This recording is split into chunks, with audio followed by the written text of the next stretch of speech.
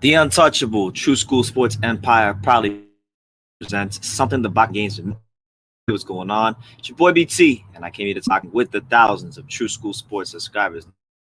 Shout out to everybody out there in the world, man. We're here again live from Las Vegas.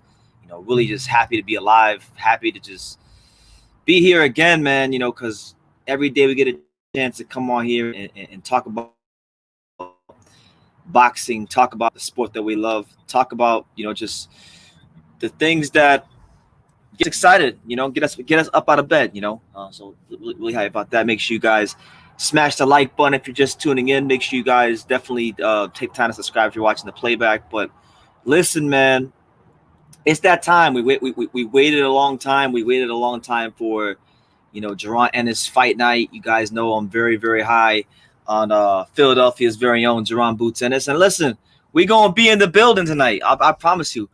We're going to be in the building tonight for the fight. We're going to be in the building to watch Boots do his thing against Thomas Dulorme. And I'll tell you guys this, I've said it many times. I've gone to a lot of fights this year. I've seen Chocolatito fight this calendar year. I've seen Canelo fight this year. I've seen Demetrius Andrade fight this year. I've seen a lot of my favorite fighters fight this year, but I would be lying to you guys if I said that I wasn't as excited to watch Jaron Ennis as some of those guys. So, really excited to see him get this test against Dulorme. Credit to Dulorme for stepping up to the plate. Dulorme has more balls and more respect than a lot of guys in the welterweight division that don't want to fight Boots. Before this fight was even made, there was like 15 fighters apparently that turned down a fight with Jaron Ennis. So the fact that he had the balls to step to the plate with him is very commendable. It's also very commendable that with Dulorme in his career, he's always been willing to fight the best. He's never been afraid to take the big fights. When Crawford moved to 40, he fought Crawford. He's fought Jesse Vargas. He's fought Styonus. Now he's fighting Jaron Boots Ennis. And he's performed well in these fights. He dropped Vargas in the 12th round of that fight. He gave Styonus a good fight. A lot of people are high on Styonus. So, Dulorme is no pushover, and he does bring some things to the table. But I think Boots is just another level above him. And listen, we will be there tonight. There's going to be another live. There's going to be another live after I get back from the fight, and there will be a post-fight review at the actual fight.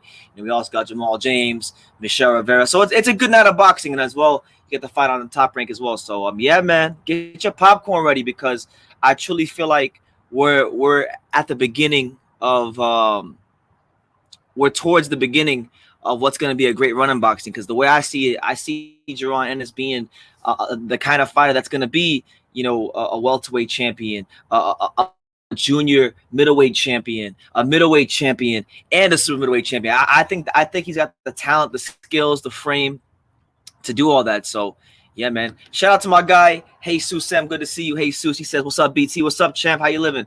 He says, "Who reported the Rolly news?" The first people I heard it from or that I saw reported it were Blue Blood Sports and Fanon. But look, man, it's an unfortunate situation what's going on with Rolly. You don't really know what to believe. I personally, I always think the truth is somewhere in the middle. I think, could he have done some of those things? Possibly. Rolly's a very crazy individual. But, does it mean that because he did those things that the women didn't consent to it at the time and now they're changing their tune for other external reasons? That's to be determined. That's on you guys. Are you watching the DAZN card? Let's go, Mary McGee. I'm not watching the DAZN card. I'm gonna pass on that one today because I got some things I got to do. But I'll probably catch it later. There really wasn't any fights on that card that intrigued me. The fight on that card that really intrigued me the most was the Alan Babbage fight against Eric Molina. Surprisingly enough, but other than that, not really too much for me with the DAZN card. To be honest with you, I'm really focused more on the Showtime card tonight because I'm going to that card. I'm gonna go see Jaron Ennis live in the flesh. Philadelphia's own Jaron Boots Ennis. A hell of a talent. Probably, in my humble opinion, of these young welterweights. Because I know we got like Jesus Ramos. I know we got Virgil Ortiz. I know we got a lot of talent. But to me, the cream of the crop, the one that's gonna rise to the top, is Jaron Ennis. And I've been watching a lot of Jaron Ennis this week. You know, I went back and watched about 2 or 3 of his earlier fights. I watched his fight with Damian Fernandez, which was a fight that took place like 2 years ago. He beat the brakes off him. Last night I watched a couple rounds of my favorite performance of his, my favorite fight of Jaron Ennis, and I would highly advise everybody to go watch that fight if they haven't done so already. The fight that he had with Armando Alvarez, the gentleman, they call him the gentleman. He's from South Florida, way down South Florida though. He's from Key West, so that don't even count. That damn near don't even count. You know, he beat the brakes off him. He beat the brakes.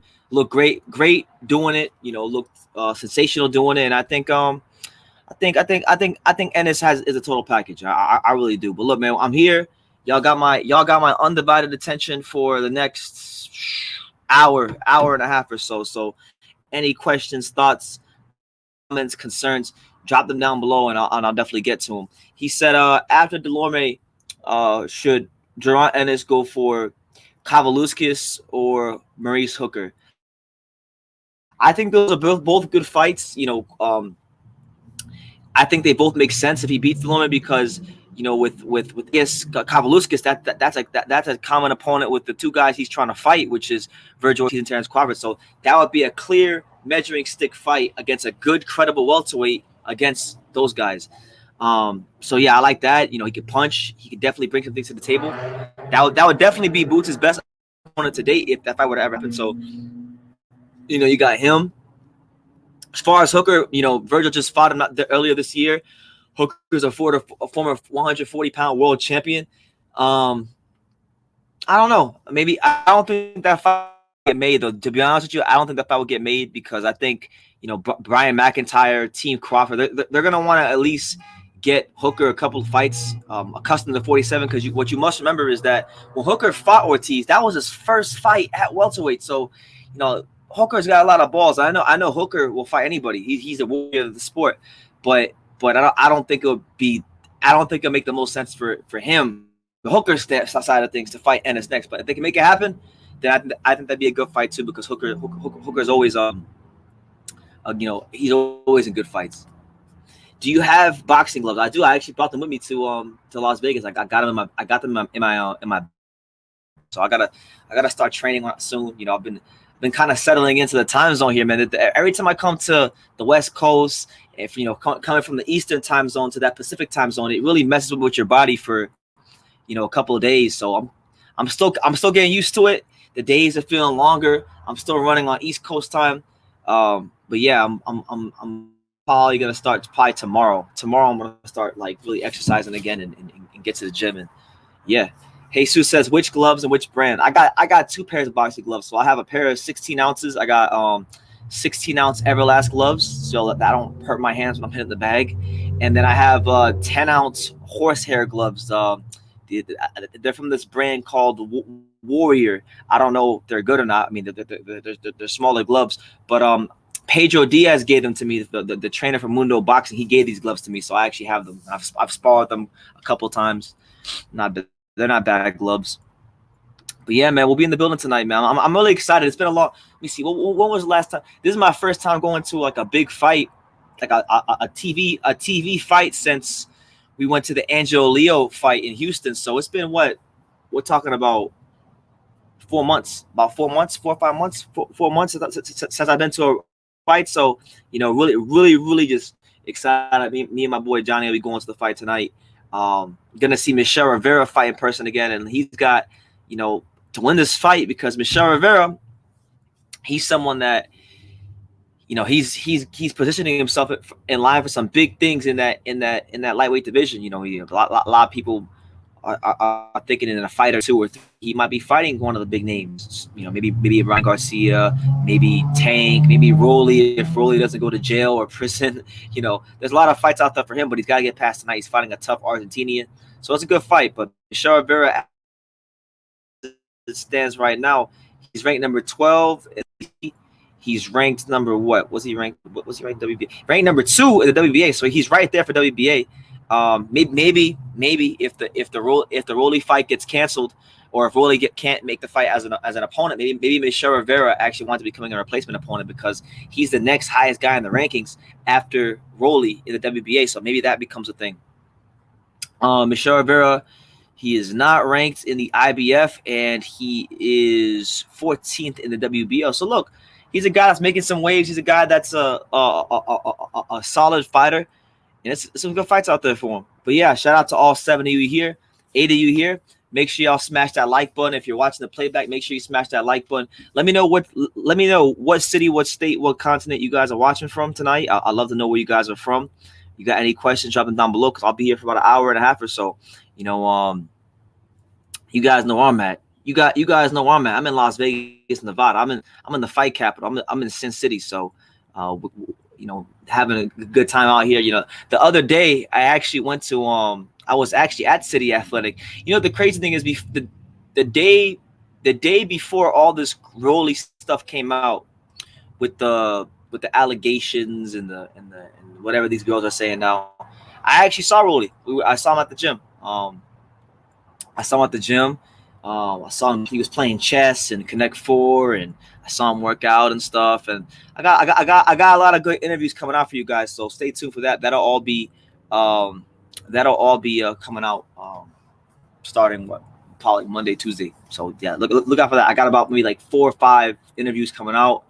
And I'll have more on the way. So Milky Way, what's good? Champy says, is the rape allegations real about Rolly? I don't think this is my personal opinion. Okay. I think the women involved, I think that they actually hung out with him, and I feel like they consented to whatever they did or whatever they alleged he did. And they were probably cool with it at the time, but then something that the woman is not disclosing happened that pissed them off. Maybe they're bitter about something, and now they're trying to get back at him. That's what I think. That's my opinion. But we got to wait and see. None of us really know. You know, I see a lot of people taking sides and whatnot. None of us really know what happened. No, we don't. I don't know what happened. You don't know what happened. So we got to wait and see what comes out. We got to wait and see how things play out. You know, innocent until proven guilty. I know people are trying to strip away the fact that America is a country where you're innocent until proven guilty, but we are still in America. For good, bad, or indifferent, we're still in America. So you got to give it some time for some more details to come out, and when they come out, we'll evaluate from there. But personally, I don't think he raped them. I think they consented. I think they did what they did, and there's something that the girls aren't disclosing that I think made them bitter, and now they waited until Rolly got this big fight, got the big payday, to try to pull this. And you know, because like, look, the girl, I was actually just on the girl's Twitter account today, right? And I wanted to see if any new details came out, you know, because if there was a problem, right? If there truthfully was a problem with Rolly, with what he did, you go right to the police. You don't go there and tweet 50,000 things on Twitter. Go to the police, show them, and take action. But we know we live in a society where people do things for attention. They do things for clout. They don't do things because they stand for the truth and for what's righteous, what's pure. They do things for attention. So that's my opinion. But you know, we'll see what happens. But either way, I'm not really worried about that right now. What I'm worried about is tonight. You know, Saturday. You know, we got Showtime boxing. We got Top Rank boxing. I know right now there's a card going on with Mary McGee and Chantel Cameron. I'm gonna miss that card. You know, because like there's not really a ton of that card to really get excited about. It is what it is, man. You know, and look, we're all friends here. There ain't too many people here. I'm gonna talk to you guys about some shit that happened to me in boxing this week, man. I'm not gonna disclose anything, right? But like, I'm not gonna disclose like who the promoters were or who the fighter was. But like, I was talking to a promoter this week, right? I was talking to one of the big name promoters this week, and I was trying to. I had a fighter that I knew that's a really good fighter, and I was trying to get this promoter to sign this fighter. And this fighter is really good. This fighter has accomplished some big things in boxing. He's still in his prime, and I had a direct line to this promoter, so I was trying to help this fighter out. And this fighter had accomplished some good things, and the promoter was like, "Nah, there's no room for him. We don't want to sign him." So A lot of these promoters, man, they're just lazy. They don't want to. They don't want to put in any work to promote these young fighters. And sometimes, like, I feel bad for the fight. I do really feel for these fighters, man, because truthfully, nobody looks out for them. The sport don't look out for them. The promoters don't look out for them. The fans don't look out. Nobody looks out for them, man. It's really a fucked up game. And every time I come back to Las Vegas, man, I love Las Vegas. I love boxing, but every time I come back to Las Vegas, man, I start to realize how the boxing game really is. You know, not what I would like it to be, not what I wish to see it as, but I see it for what it is. And I'm glad that, like, when the last time I was here in Vegas, you know, I had that experience and damn near left the sport, because now I'm coming back with a different mentality, and I can deal with things better. But it's still discouraging, man. It's still discouraging. Milky Way's asking this. You asked me this question on another live. You said, do you think Khan beat Diaz by a good decision? No, I thought it was a close fight. I thought he just barely won by the hairs of his chin. He won a close fight. Black Magic, what's good, champ? Good to see you. How you living? Just chilling right now, talking some boxing, taking some questions. Any questions you guys got, let me know. Will Zepeda versus Vargas be similar to Pedraza versus William Zepeda? You mean Jose Zepeda? Okay. I think it'll be a good fight. I think with Zepeda and Vargas, you know, I'm really curious to see what's going to happen with Zepeda. I'm really curious to see, like, if Zepeda will, how much wear and tear did he take from the Baranchik fight? Where is he at in his career? Because, you know, Jose Vargas doesn't have the reputation for being a big puncher, but when you take in the kind of damage that he's taken, you know, you don't really gotta be a big puncher. You just gotta be an accurate puncher. You can get him out of there. So it's a good fight. So will boxing never be organized like the UFC, MLB, and NBA? I personally don't think it will be. I can't see how. I really can't see how it could be, because, you know, with those leagues, like, you have unions, you have more organized structure with the networks. Everything's just different. Boxing's always been organized a certain way. There's always been a lot of hands in the proverbial cookie jar in the sport of boxing from a business standpoint. So I don't think it ever will be. But it doesn't mean the sport can't still be great. It doesn't mean the sport can still function. We don't gotta be doom and gloom. We don't gotta be negative.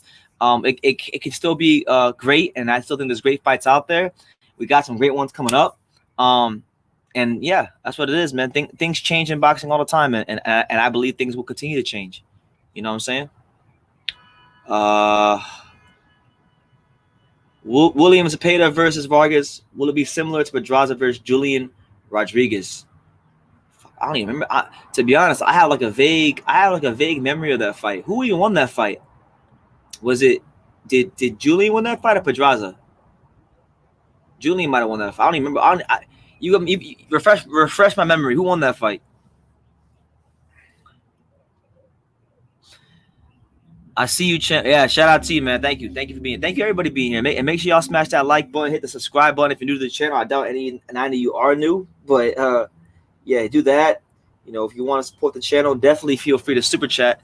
So we can continue to be great and give you guys great content, because, you know, I haven't even been in Vegas a week, but we got some good interviews, got some really good footage. Some of it I can't release right now, but I'll be releasing later on before I leave Vegas. And there's going to be more, so definitely stay tuned. Since when did WBA regular become a fake world champion? It became a fake world champion when the WBA started muddying up the waters between regular, super, interim, gold. That's when it became fake.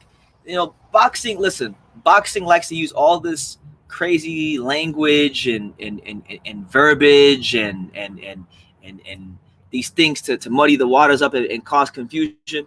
Listen, man, you either are the champion or you aren't the champion. You're not gonna play that game. You know, that's why it's hard for boxing to really resonate with the average guy on the street, because everybody's confused. Shit, I'm confused, and I follow the sport every day. So I know for a fact that if I'm going through any ounce of confusion, I know for a fact that the everyday Joe Blow who doesn't watch boxing, that starts watching the sport, they think everybody who's on TV is a world champion. Think about it. If you're an average Joe Blow, you just you watch the average fight here and there, and you tune into the fight. Everyone on TV got a belt. Everyone on TV got a belt. So if everyone on TV has a belt, that means that everyone's a champ because you got the belt. So boxing. I don't even want to say boxing got to clean up the sport because I feel like that's unrealistic. Boxing is what it is, and like I've said many times before, you got to boxing as a toxic wife. Now from a married people out there, I'm not married, but I kind of know, I have an idea of how it is.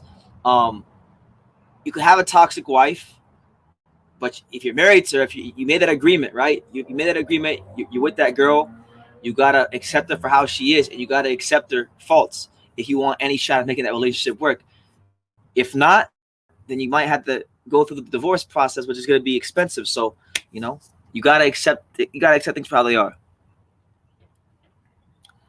Shout out to my guy, funny name, Dickie Two Guns. Shout out to Dickie Two Guns. He says this fight is going to end up like Shakur last week, a 40-year-old man versus 24-year-old. Let's see how many rounds this BS stops at. Well, and Dulorme's not no 40 years old. He's how old is Dulorme? Dulorme gotta be like early to mid 30s. He's not that old, is he? He can't be that old. Yeah, Dulorme's 31, bro. Dulorme's 31. So I don't agree with that. Dulorme's a good fighter. Dulorme's a solid top 25 welterweight. Been in there with champions. Been in there with top contenders. Been in there with other top prospects. Giving them good fights. I think it's the right fight at the right time. And truthfully speaking, it's the best.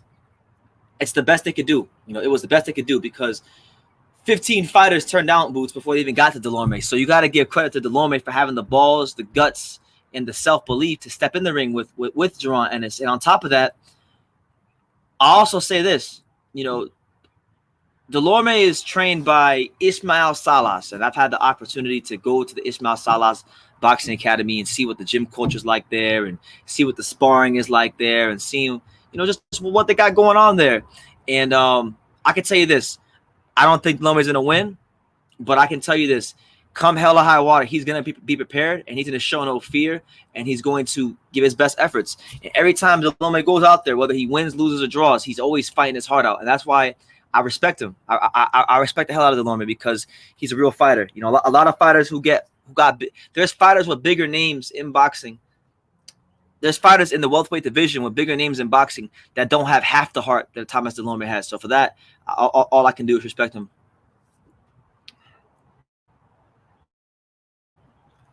I mean, what year was WBA a fake title? What year? WBA regular, a fake title. 2021. 2021. Whenever they started making 3-4 world titles, that's when it started. Straight up, man. But it's a good day for boxing, man. I hope everybody's doing good, man. I hope everybody's blessed, man. Make sure you guys today, whatever you're doing in life, make sure you guys are definitely giving your best efforts. Make sure you guys are definitely just pressing forward. I know we all go through a lot of shit. Sometimes things aren't how I want them to be, but we keep pushing forward. We keep fighting like the champions we are. You know what I'm saying? That's what life's all about. Yeah, right now I'm checking the boxing news. I'm checking the boxing news to see what's new. It's funny. Ever since Shakur Stevenson won that fight, ever since Shakur Stevenson beat up on Jamel Herring, he's got a target on his back now. Chris Colbert called him out, and that's a fight that I think is very exciting. Chris Colbert versus Shakur Stevenson, because when we talk about those two guys, that's the number one. That's the number one fighter at 130. That's offense versus defense. Because I feel like Chris Colbert's a very good offensive fighter. Don't got the most power in the world, but definitely very good offensively. Shakur is more well-rounded, but he's one of those fighters, man. Shakur Stevenson is one of those rare fighters, man, that when he wants to flip that switch, he can turn that switch on, he can turn it off. If he decides he don't want you to hit him, he's not getting hit. He's that good. There's very few fighters that had that switch, but he got it. That's why he got the best plus-minus ratio in boxing. He gets hit less than any fighter in boxing. Oh man, Black Magic Genetics says Rolly better hope that girl don't call Gloria Aldred. Oh yeah, if she called Gloria Aldred, it might be curtains for Rolly, man. Because Gloria Aldred, she was with the Bill Cosby case. What other cases she worked? I know she worked a lot of these big time cases.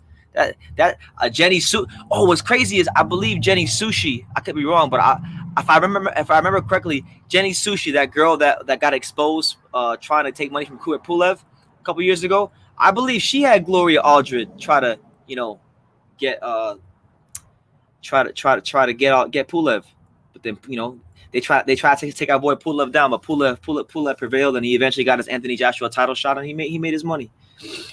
Jay Petty says a lot of heart, but outmatched, outgunned, and he's gonna be outclassed. It'll be massacre. Yeah, I don't think he's gonna win. Listen, I don't think Dulorme's gonna win. I don't think Dulorme's got much of a chance. But all I'm saying is you gotta put some respect on Dulorme for stepping up to the plate and doing what a lot of welterweights are too scared to do right now, which is fight Jaron Ennis. But listen, the cream always rises to the top, and come hell or high water, these welterweights are gonna have to come see Jaron Ennis. There's no two ways about it. There really isn't. Milky Way says the most meaningful world title is the Ring Magazine. Absolutely. And it's also about Usam the Fanboy Killer live and coming to you live and direct from Montreal, Quebec, Canada. What's good, Usam? He says, what's up, BT? What do you think about Dillian White pulling out from the Otto Violin fight? And yes, he faked the injury. No man can recover from a shoulder injury that quick. Dillian White, man, it's funny. He talks all this stuff about guys ducking him and crying wolf, and he's selling all these wolf tickets about how these guys don't want to fight him. And look, I like Dillian White. I think Dillian White's a good heavyweight, but the Otto Violin fight was a good fight for him. And if he goes and gets another fight besides Otto Violin, he is extremely dishonorable, and I hope he gets knocked out again. Truthfully, he shouldn't have even gotten a Povetkin rematch. Because when you get knocked out the way he got knocked out, there's no two ways about it. You shouldn't even get a rematch. He got his ass knocked the fuck out against Povetkin. I'm surprised he even woke up for the rematch. That's how bad it was. Listen, in life, you reap as you sow. Otto Violin has been one of the better heavyweights out there for the last 2 or 3 years. He gave Tyson Fury a really good fight. He's beaten some good fighters. Since that fight, this was going to be his coming out party, or it could have been his coming out party, but Dillian White denied him and ducked the daylights out of him. So it is what it is, man. I hope when he fight Fury, he gets put out. I hope Tyson Fury puts Dillian White's lights out, because Dillian White, I'm getting sick of him talking about, they've been ducking me for all this time. And look, there was a time where Dillian White was being denied fights. I'm not going to sit here and say there's not some truth to that. But the WBC wasn't the only route he could have went. There's 4 sanctioning bodies. There's a whole buffet of world titles in boxing. Okay? So if the WBC didn't want to give him a shot, why didn't he go to the WBO route? Why didn't he go to the WBA route? Why go to the IBF route? He never tried to go those routes. He just whined, bitched, and moaned about the WBC, this, that, and the third. You know what I'm saying? So it is what it is. The struggle is real, BT. It is real. And listen, man. Listen, we're gonna continue to overcome in life, because I was born a winner, and if you follow me on this channel, it means you know something about boxing, and it means you're not a crybaby, and it means you're a winner too. So we're all gonna get to where we want to be in life, brick by brick, day by day, moment by moment, just so long as we focus and do the right things. Usam the Fanboy Killer says, Black, that's not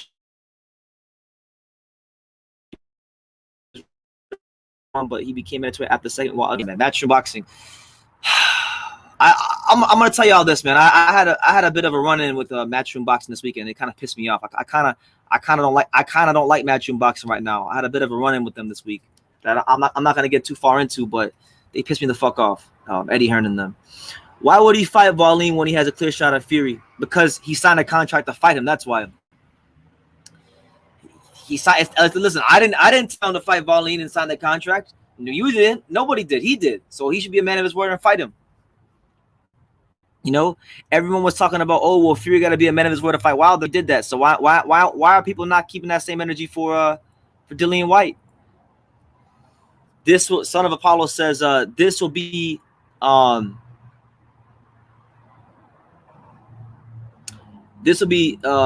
guaranteed knockout for Jaron Ennis. I believe so, man. I believe Dulorme is not durable enough or skilled enough to avoid getting hit by Ennis for all those rounds. And one thing Ennis knows how to do, and I know a lot of people can criticize and say he hasn't fought the top opposition and this, that, and the third. I think that Jaron Ennis is gonna systematically break him down. I mean, he's done it his whole career. He's got a great blend of speed, body punching, and he knows how to break your rhythm whenever he wants to. So, I don't think this fight's going more than 7 rounds.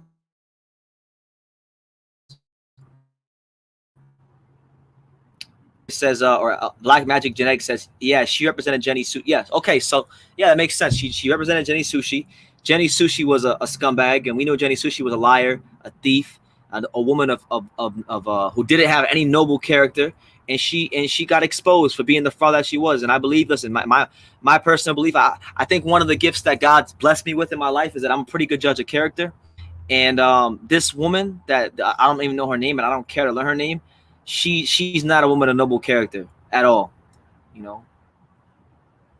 Single mother. I think she's a single mother from what I gathered.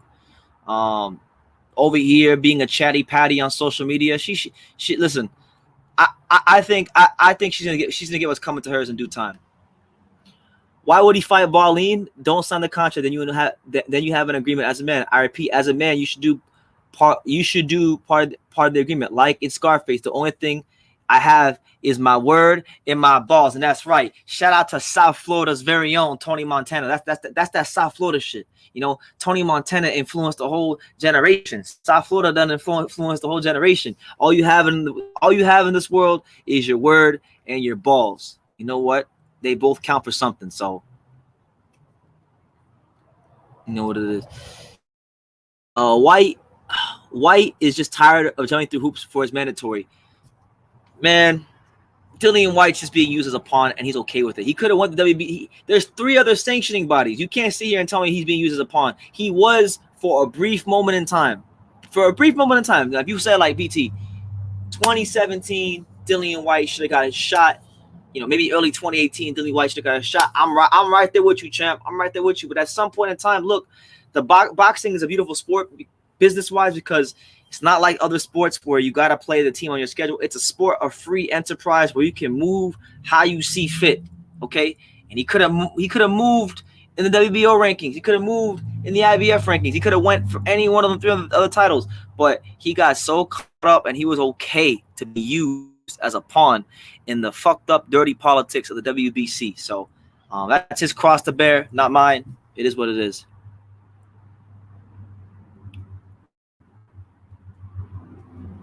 See, Ken S says, I'm from South Florida, BT. I'm a man of my word. Violin had his crack at the Gypsy.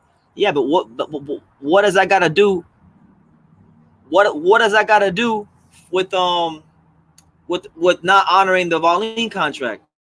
He signed the Violin contract. Like I didn't tell him to sign the Violin contract. He signed the Violin contract.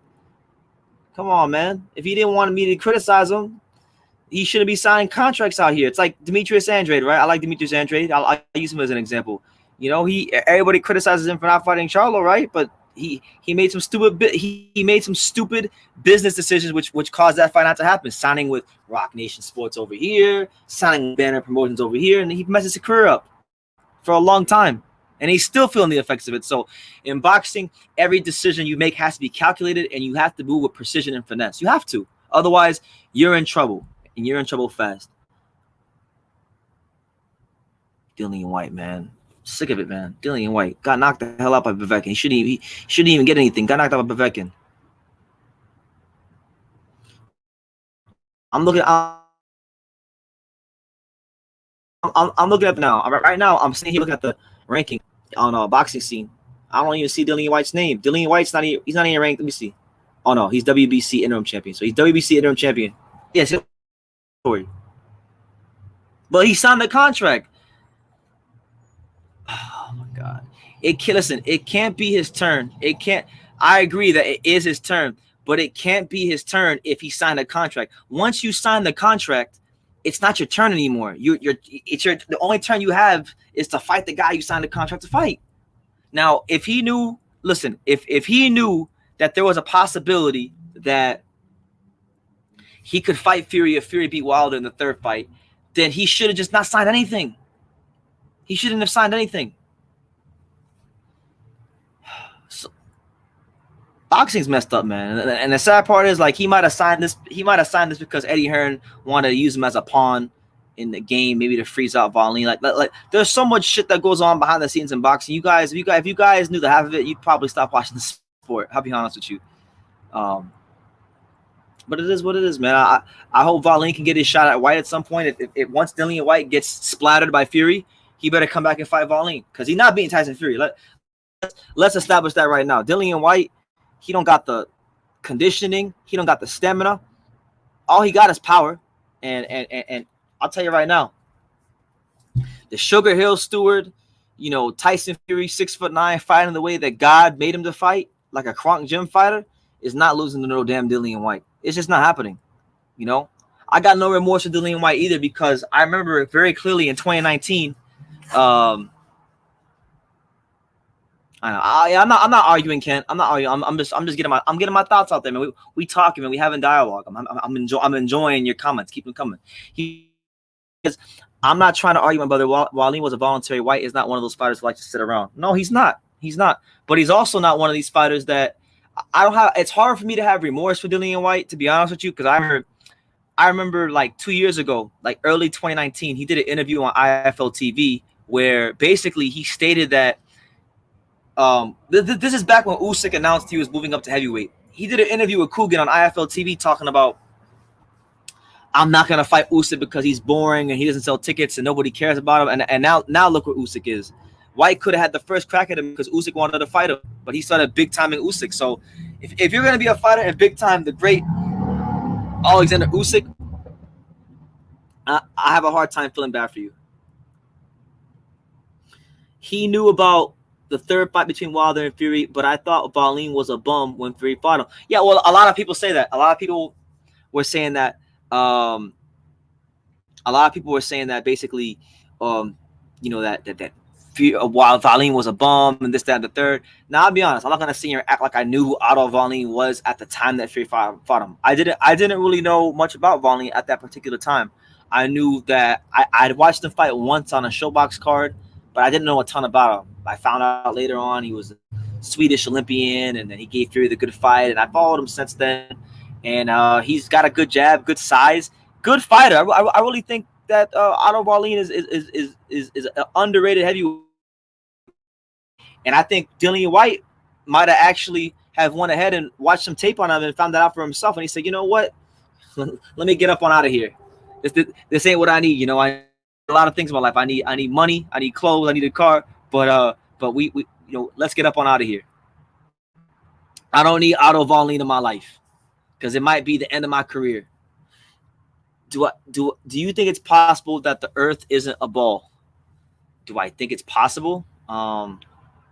Truthfully, no. I don't think the Earth is flat. I'm not Kyrie Irving.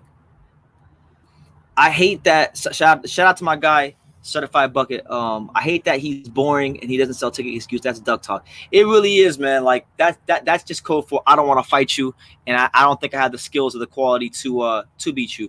Hold on one second, guys. I'll be back. I need some water. Give me like 2 minutes. I'll be back.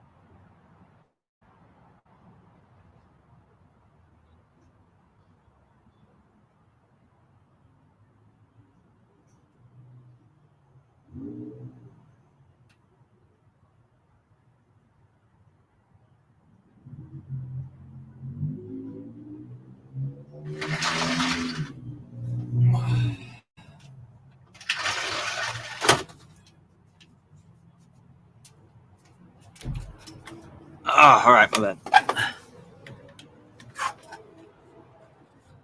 All right, yeah, I had to get some water, man. I'm outside right now. I'm outside right now, so see, the Earth is flat. It's encircled by a wall, allegedly.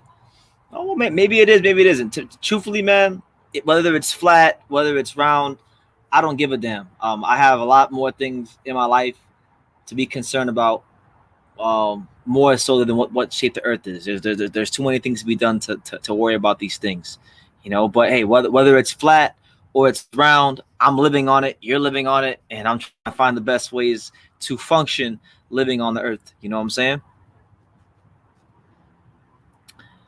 See, one SSS says, "Wow, you back in Homestead?" No, I'm not. I'm in Las Vegas. I'm in fact I'm in Las Vegas right now, and I'm gonna be at the Michelob Ultra Arena.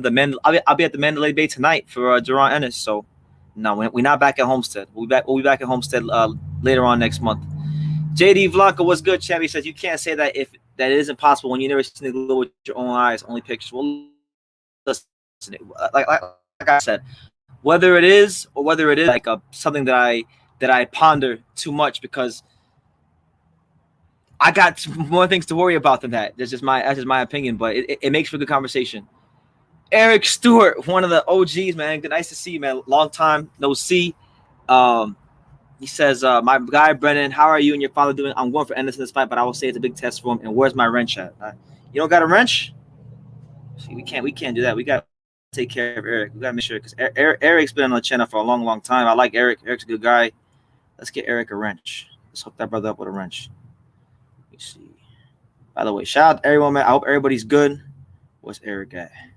Yeah, Eric, you already have a wrench. You already have a wrench, apparently. I don't know if you can see it, but you got a wrench. It says here you have a wrench. So, yeah. I'm going for Ennis in the fight, but I will say that's a big test for him. And yeah, I think it is a test for him. Dulorme's been in there. It's a good measuring stick fight for him. Dulorme is clearly the best welterweight he's fought, unless you want to argue Lipinets. Dulorme's been in there with other champions, and he's been in there with guys that he's trying to fight. So I think it's a good fight. And as far as how are me and my dad doing, my dad's doing good. He's back home in South Florida right now. I'm in Las Vegas right now. I'm actually gonna be going to the fight. I'm gonna be here in Las Vegas for like a solid month. I've been here for what's today? Saturday. So I've been here Tuesday, Wednesday, Thursday, Friday. So this is day number 5 in Vegas. So I got about 3 more weeks, about three weeks and some change left. So I'll be here. As far as me, I'm good. I can't complain, man. I can't complain. Life's been a lot worse. I mean, life's been better, but not by much. Life's pretty good right now. I can't. Let me see. But yeah, shout out to everybody, man. Even if BT is married to the glow, I'm still gonna rock to my true school sports shirt. I appreciate it, Chad. Keep representing. By the way, guys, next week, I'm not sure when yet. I'm not sure exactly when, but next week I got an announcement. I got an announcement for you guys. I'm not sure when, but next week I'm gonna announce something. So just be on the lookout. The house where you shot Jose Uzcategui was dope. I thought you were staying there. That is where I stay. Oh no. The house where I shot Uzcategui, that's not where I'm staying. I was at a friend's house here in Vegas. That was at a friend's house. But yeah, that house is very dope. But that was at a friend's house. White is the same one saying that he's a bigger draw than Fury. Usyk is so boring and can't sell tickets that him and AJ sold out a stadium and final pay-per-view. So if White is a draw, that he claims he, yeah, White. I have zero sympathy for him, because like I said, Usyk wanted to fight him when Usyk first joined the division, and White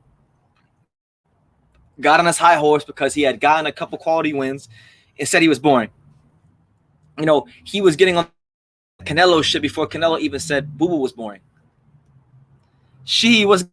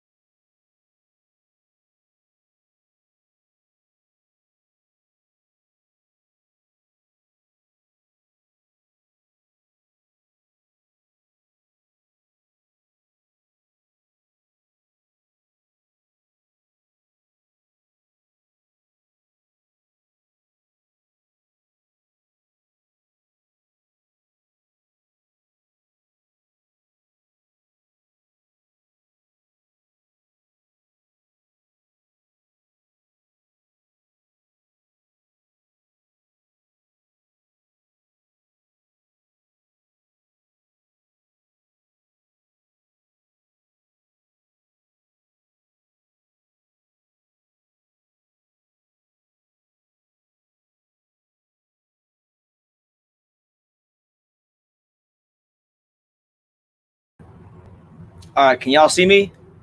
I should be back. Can y'all see me? Let me know in the comments if y'all can see me or not, cause I don't know what happened. We had some technical difficulty, but we here, man. We here. They trying to get us beat. I don't know where I was at, but yeah, I haven't cared enough about the science to even look at it, man. But if the Earth is flat, cool. If the Earth is round, cool. I mean, it's really no sweat off my back. You know, it really isn't. To be honest, the fact that people aren't told about the flat earth means they're not being told about a lot more. And to worry about more than that isn't true. It comes back to God and hiding the truth from us. Oh my God, Pete, ordinary Pete. He's saying that he said it's different. He said it's deeper than rap. He said it's deeper than rap. We gotta figure this out. Listen, yeah, there's definitely a lot of things in life that a lot of things in life that people do hide from us. The truth is always suppressed. We've seen that a lot in society now. We've seen that a lot. I know it happens a lot in boxing. So yeah, you're not wrong. But to be honest with you, as far as like the things in this life that could be suppressed from us, the Earth being flat around it's not something that I really care about. I mean, I'm just being honest. How's Las Vegas? It's been pretty good. I've seen a couple friends. I went to City Athletic Boxing Gym like 2 days ago. I saw Rolly work out. Got a lot of footage and stuff. Got like 5 or 6 interviews coming out soon. That I'm gonna drop next week. Gonna get some content tonight. I'll probably get some content tomorrow, and then I'm gonna be getting content all next week for Canelo Fight Week. So it's gonna be a lot. Be very busy time here on True School Sports. You know. Let me see. I know I missed a lot of comments. So I'm gonna get to everybody's comments. But shout out to everybody here. Shout out to everybody tuning in. I know it's kind of like uh it's a it's a it's a spontaneous live, but I'm a spontaneous guy, so it is what it is. We got our first super chat. Shout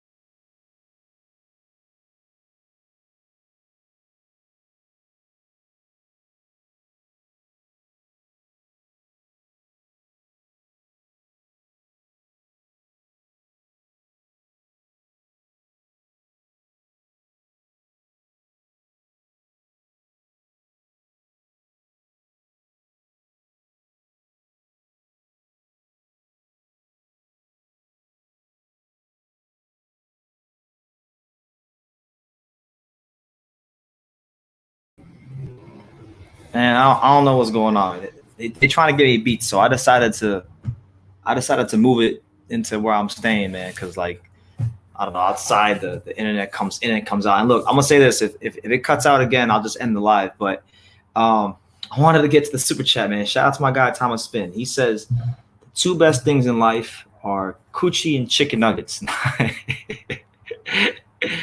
Chicken nuggets are pretty good. I can't lie. The other one is pretty is the other one ain't bad either. But the chicken nuggets, oh yeah, they're trying to silence us because we talked about the flat Earth. Yeah, man. The GOAT, what's up, champ? He says, yo, big bro, big fan of your brand, bro. I got boots by 4th round knockout. I appreciate it. I appreciate all the love and support. Shout out to you wherever you're at in the world, champ. Yeah, I could see it. You know, Dulorme is someone that, and if you really follow his career, you would know that Dulorme is someone that can get hit. You know, he does have a bit of stamina problems. And I feel like, you know, Boots is the kind of fighter that if you give him an inch, he going to take not just a mile, he going to take 2-3 miles. So definitely. He said, Ordinary Pete wants to know what I'm wearing to the fight. Well, Pete, I don't know if you saw what I wore to the the last fight I went to when I posted it on Instagram. Remember that video where I was talking to the ring card girl? I'm gonna wear the same shirt, but I'm gonna remix the rest of the outfit. So stay tuned, ordinary people. We got another super chat from my boy Thomas. He says, BT heard about the nuggies, so they want us to be quiet. Yeah, they heard about those chicken nuggets. They heard about those chicken nuggets, and they trying to silence us, champ. So it is what it is. You know, chicken nuggets for life. See, we got yeah, shout out to everyone here, man. We just chilling, talking some boxing, talking whatever you guys want. If you got any questions, drop them down below. I'll be here for like another maybe 30 to 45 minutes, and then we'll continue with the rest of our day because I do gotta get ready to go to the fight later. But you guys got my undivided attention. Ordinary Pete says, does anyone else like chocolate milk? I found this local dairy near me that sells the best chocolate milk. It has me thinking about it. I swear I'm not a fat ass. Well, hey, man, chocolate milk. I like chocolate milk. Chocolate milk's amazing. The best chocolate milk I ever had was remember I went to the UK like 2 years ago, and I had like this Belgium chocolate milk. They had it at the airport. It was fire. The future president says people accuse the Canelo camp for drugs. We need to assume the Mayweather camp is all abusing it by the looks of it. Listen, it's not just the Canelo camp. It's not just the Mayweather camp. It's literally like all of boxing. All of boxing is I wouldn't say all of boxing, but like the lion's share of the elite fighters that we know of are on some sort of PEDs. Not all of them, but you know, a lot of them. She's asking the real questions. She's asking the real questions that we want to know about here on True School Sport. He says, what's the ratio of men and women in an average boxing gym, BT? Well, there's different types of boxing gyms. It all depends on what type of boxing gym you're talking about, because, you know, if you're talking about a real old school boxing gym with like top pros and ranked contenders, you're probably going to get maybe at best a couple women. But if you're talking more of like those boutique boxing gyms, which are becoming a lot more popular, and by boutique boxing gyms, what I mean is like those gyms where like you get a lot of celebrities to just they come and they box. They don't really know what the fuck they're doing, but they come and they box just to work on their fitness and get in shape. Like at those gyms, you get a lot of women. And I'll tell you this, Sheehy, a very interesting boxing gym that I've gone to quite a few times is in South Florida is a Fifth Street Gym in Miami.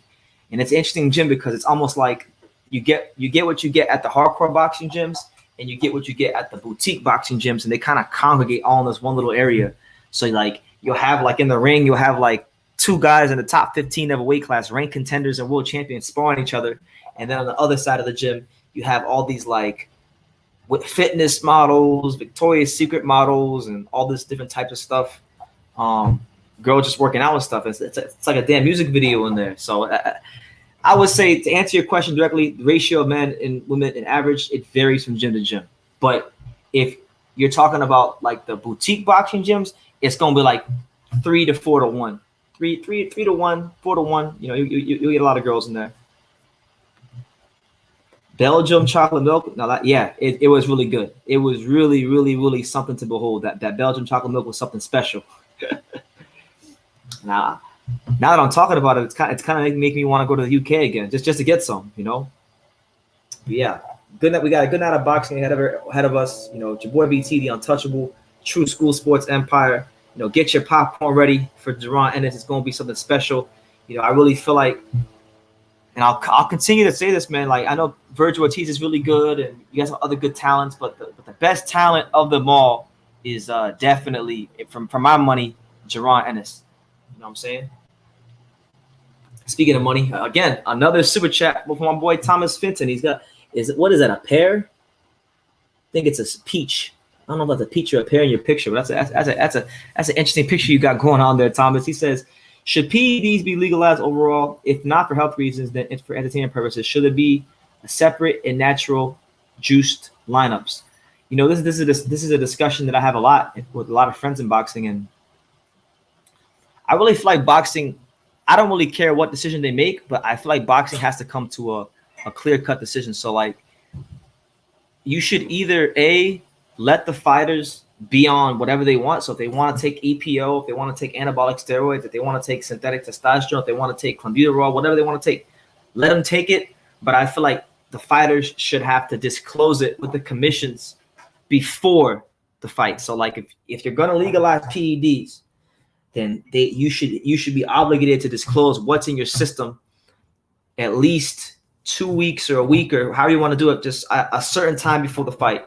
If you're not going to legalize PEDs, then boxing has to start treating everybody the same. The problem isn't PEDs. It's how the boxing industry treats fighters on PEDs.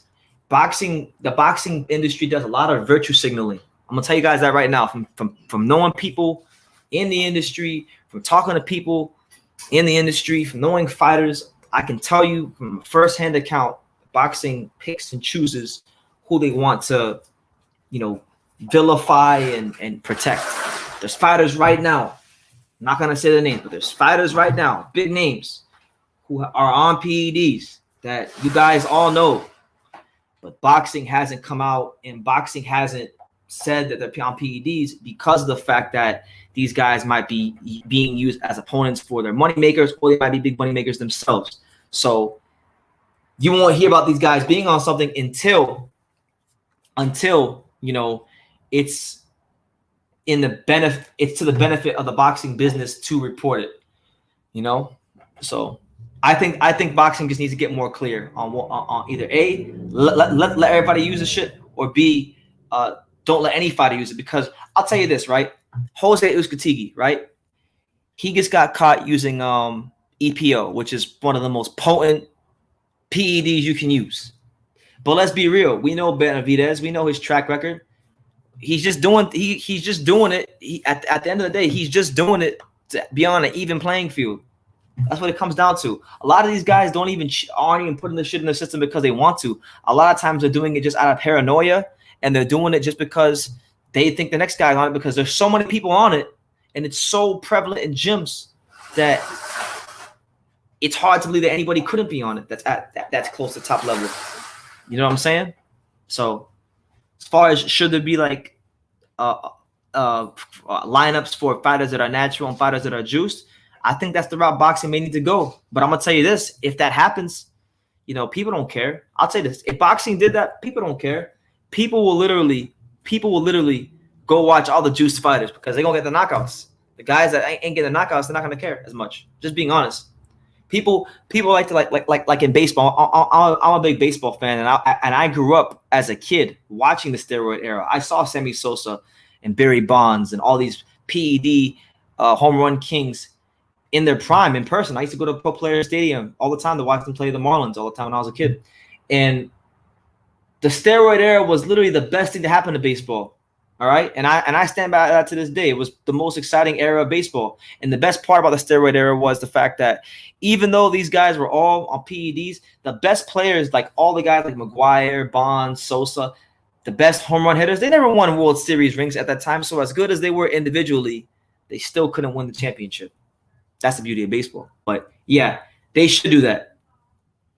They should do that. Ali313, what's good, champ? He says, what's going on with this Rolly shit? It came out of nowhere. I didn't see any reports about it before today or nothing. I'm going to tell you this, Ali313, and shout out to you, Detroit, stand up. Much love to all my friends and all my loved ones out there in Detroit. I got a lot of people from Detroit. I love Detroit. I actually saw Rolly the day that this all came out. I was actually at City Athletic Boxing Gym for his media. He didn't have a media workout. I just wanted to go see him work out, get some footage. I did like 5 or 6 interviews, whatnot.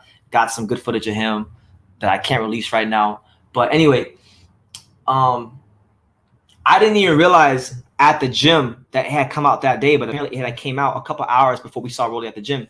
And at the gym, he just seemed a little off. He seemed like, he didn't want to be there. He seemed off, and then it came out why. The girl, I think she needs to go to the police. She should have went to the police first, but no, she did what everybody does in this society. They go to social media first. They live vicariously through social media and attention and validation. And she listen, credit to her. She getting it. But I'm not gonna learn her name because it's not worth learning.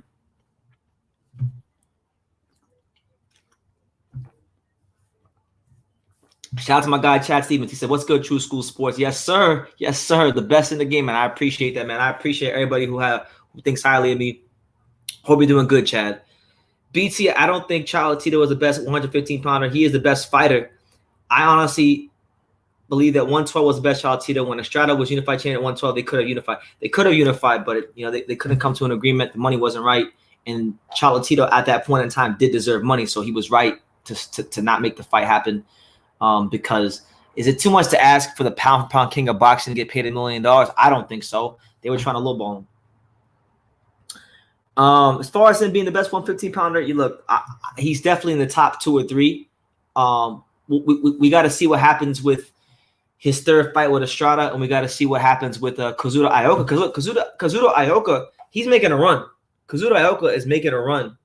To be that guy at 115. He apparently now they were saying that he's looking at fighting Jaron Ennis. So if that fight comes off, it's going to be a really big fight for the division. Exactly. And Chad Stevens says, I don't believe that shit about Rolly. It's bullshit. Some chick is mad that he probably hit and left. Absolutely. That's what I think too. That's why sometimes, man, the best thing you could do. I'm not one to give people like relationship advice or how they should deal with women, but sometimes the best thing you could do is just stay single, man. Oh my God, stay single. Be to yourself. Focus on, what you got to do and your purpose in life. And if a woman throws themselves at you, then okay, you take it, but you don't go out there actually seeking it because it's a waste of time. It's a waste of energy. And as you can see with Rolly, it can get your ass in a lot of trouble if it's the wrong one. And the sad part is you don't even know if it's the wrong one until later on. So all the more reason to be cautious. And I'm very cautious. Shout out, man, Thomas Fenton. Listen, this live has been brought to you in part by my main man, Thomas Fenton. He says, with the super chat, he says, have you ever considered or have you already talked to Holyfield about his boy Evan? What are your thoughts about Evan prospects so far and his latest knockout of Charles Stanford? And look, this is a great question, and I'm glad you super chatted this question because I could talk about Evan Holyfield till we're blue in the face. I love Evan Holyfield. If you go on this channel, Thomas, I would highly advise you and anybody who's curious about Evan Holyfield to go on this channel, go on True School Sports, go on the search bar and type in Evan Holyfield, the Heavyweight Factory, because there's a lot of training footage. Because I've been knowing Evan for a long time. I remember meeting Evan Holyfield before he turned pro. I remember interviewing and meeting Evan before he even won the Georgia Golden Gloves. I've been around boxing a long time now. I got some time in the game now, and I like Evan. I think sometimes when he puts his combinations together, there's sometimes when I watch him fight and he's putting these combinations together, sometimes he does look like his father. Like he looks like a really promising prospect. He's very good. I'm not gonna sit here and say he's gonna be like his dad, but Evan's a very well-grounded kid. I've talked to Evander countless times about. I've talked to Evan countless times about his son and whatnot, and he thinks highly of him, of course, and I think Evan is going to be a top contender at 50 in the future. He just got to keep doing what he's doing, keep knocking his people out. You asked me about his latest knockout over Charles Stanford. I think it was a good performance for him, because Evan Holyfield, the son of Evander, he's gone through a lot in his boxing career. He's had a couple of trainers. He had one trainer who was also his manager steal money from him. This was his first fight on national TV, and he was able to fight in his hometown. And while he was fighting in his hometown, he didn't have a drop in his performance. He didn't lose focus. He didn't have the type of fight where his stock goes down. He performed very well, and he got people excited about him, and he made an impression. And that's all you can ask for a fighter at this stage of his career, that he continues to learn, and that when he gets these big opportunities, he continues to make an impression. So, much love to the brother Evan Holyfield. I really think he's going places in boxing. I rate him. I rate him. Shout out to my main man, the future. Hold on a second. Is this Hyro? I think this is Hyro. Hyro is always making these funny accounts. Hyro, is this you, champ? I think it's you. He says, "I am the president. Nonito Donaires in Vegas, BT." Yeah, I know. I'll be crossing paths. I'll be crossing paths with Donaires soon. Don't you worry about that, champ. We'll definitely have a lot to talk to about Donaire about when we see him in the near future. But yeah, it's good to be in Vegas. South Florida is a great place, but sometimes too much South Florida ain't good for you, and you gotta get out. You gotta get up on out of South Florida. And I'm gonna tell you guys this: like, I love South Florida. It'll always be my home. I'll always find a lot of time to go there. But I always tell my friend Johnny here. I always tell him, like, I don't know when, and I don't know when, and I don't know, like, I don't have a timeline. But I really feel like at some point in my life, I'm gonna wind up moving to Las Vegas. It makes too much sense. I've got a lot of friends out here. I've got a lot of people in boxing out here. All the boxing is here in Vegas, like all the big time boxing, and that might be the next move. So you guys might see me come to Vegas in the next 2-3 years. I'm thinking the next 2-3 years, maybe I want to moving out here when the time is right. And now ain't the right time, but I like Vegas. I love the city. I love the boxing culture here. I love the fact that there's so much boxing here. It's a great place to be for doing what I'm doing. But yeah, it's your boy BT, the untouchable True School Sports Empire.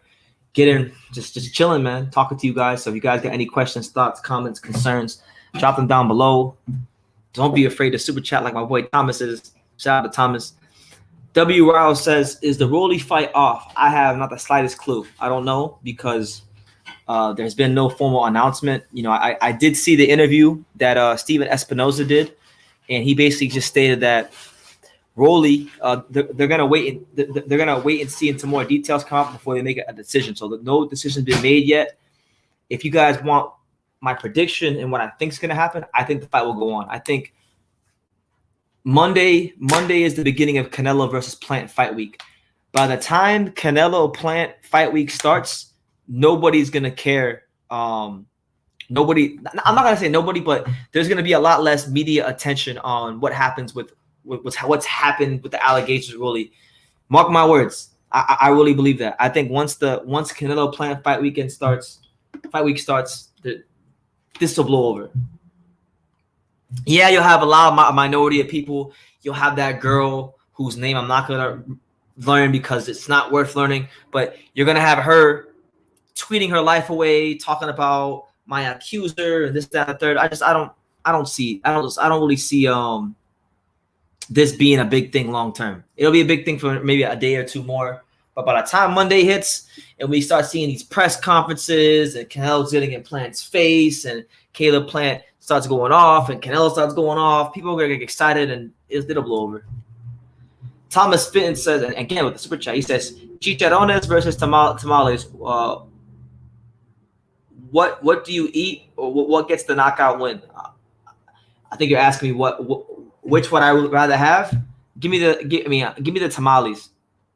I mean, I'm not really like much into like spicy stuff, but I like tamales, man. Chicharrones are good too, though. I like them both. But I'm gonna go with the tamales.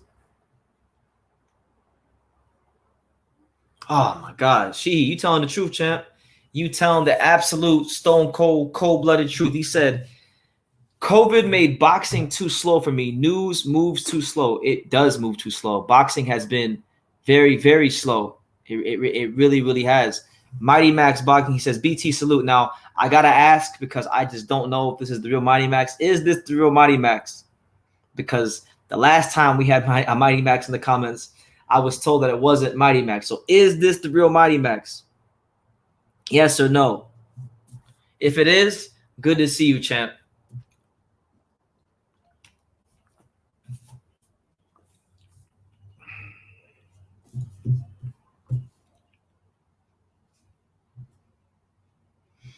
Oh, good to see you, man. How you living? Man?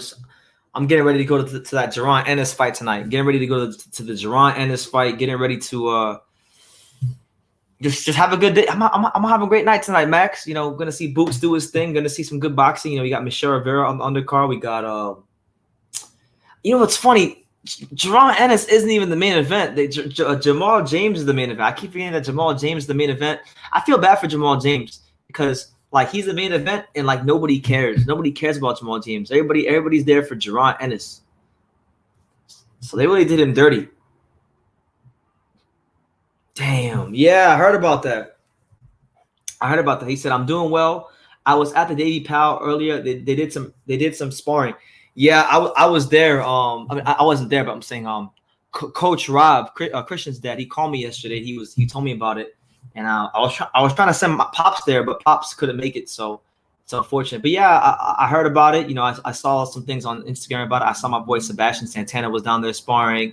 I saw a couple of the kids down the Davy Powell sparring. And listen, shout out to the Davy Powell, man. The Davy Powell, the factory of champions. The home of the place that made Teofimo Lopez and Xander Zayas and Aaron Aponte and gave these guys the foundation to become the professionals that they are today. A great place. You know, they had a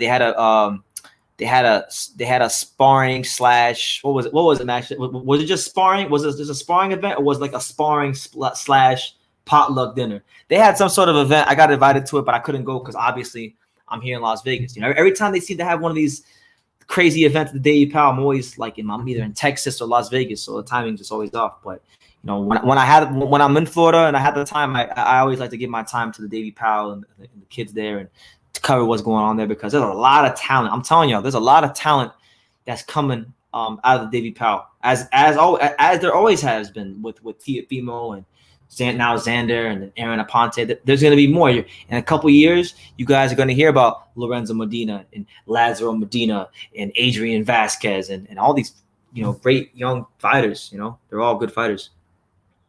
Yeah, I'm going to the fight. Me and my boy Johnny. Me and Johnny are going to the fight. And we'll be there, so it's going to be a lot of fun. It's going to be a hell of a lot of fun. Wizard Sleeve, shout out to you, champ. You know, Wizard Sleeve, he's a big Josh Taylor fan like me, man. I'm the president of the Josh Taylor fan club here in America. I know Wizard Sleeve's a big Josh Taylor fan. It's unfortunate what happened to our guy Josh Taylor with Wizard Sleeve because, you know, I was looking forward to seeing Taylor continue to build some momentum and continue to like really show the world that, you know, he's one of the best pound fighters out there. And the fact that he's not getting that Jack Catterall fight in December. And we're probably gonna have to wait till what, like March, maybe February.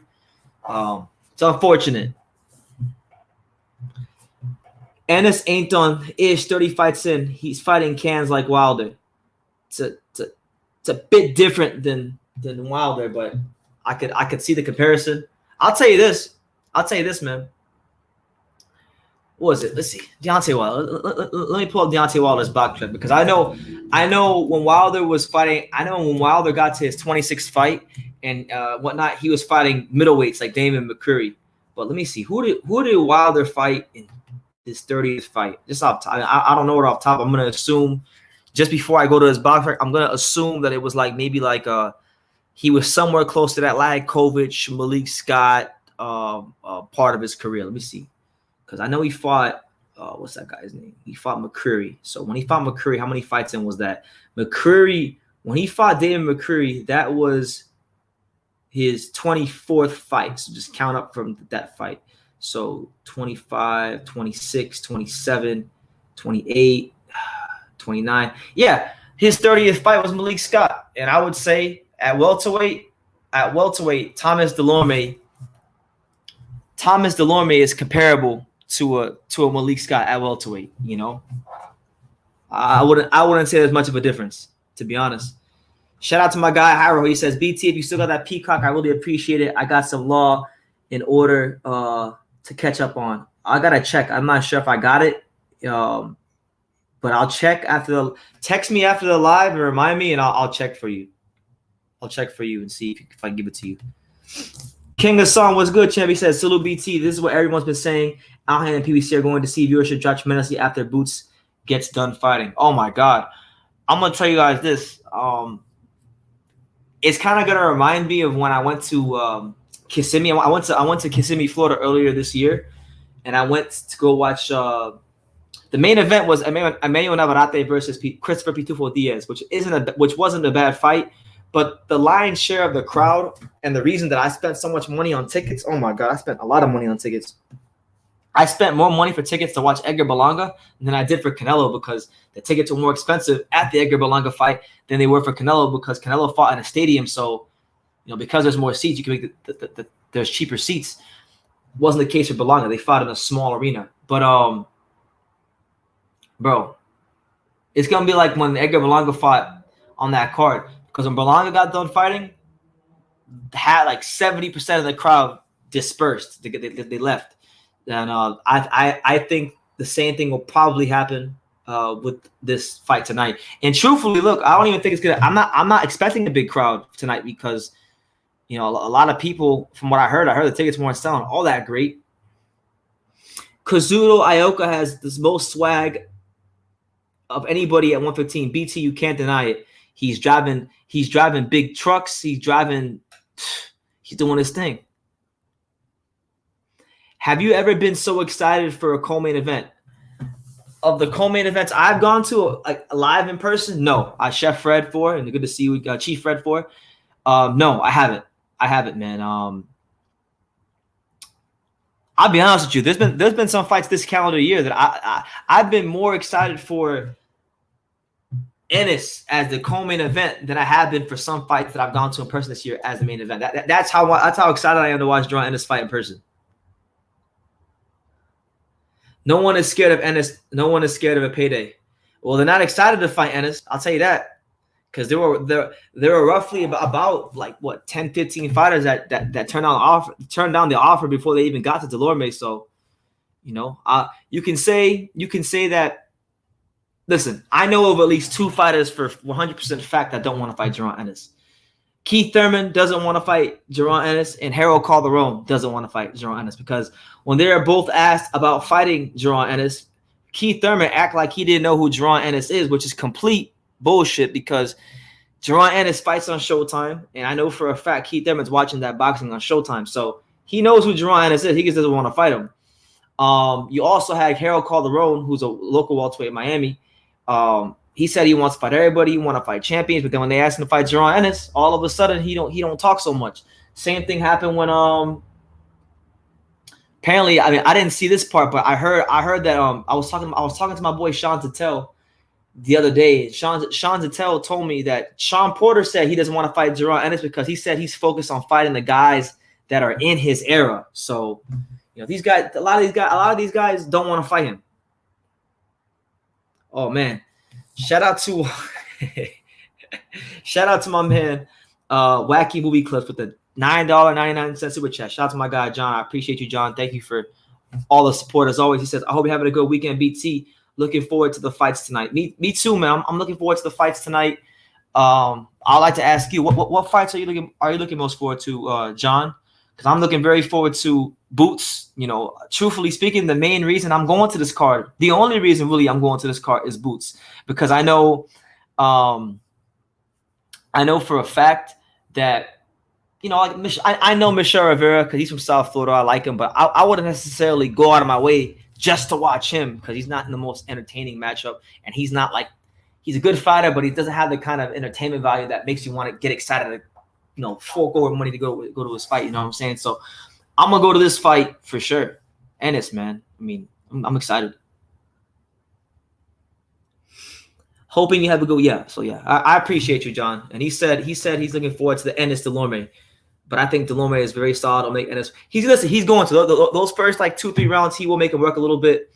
Dulorme is an experienced fighter. Dulorme is a true warrior of the sport. Dulorme, he has more of my respect than a lot of fighters because time and time again, Dulorme is always stepping up to the plate. Time and time again, Dulorme always goes in the ring, whether he wins by a little bit, by a lot, gets blown out, he fights his heart out, tooth and nail to the very end. And all you can do is respect a guy like that. You know? You see. Hey, boy, Lubin about to beat Castano. You heard they're making that fight soon while Charlo's the mandatory. Yeah, man. I'll be honest with you, man. I hope Castano win. I'm not really a big Lubin fan, to be honest. I'm not really a big fan of him. But it's a good fight for Lubin. Lubin's coming off of a win where he beat the brakes off Jason Rosario, and he's come back and ever since he got flattened by Charlo, he's got back. He's rebounded in a very nice fashion, and he's been performing very well. And a lot of people think that he's going to become world champion. So now he gets his crack at becoming a world champion.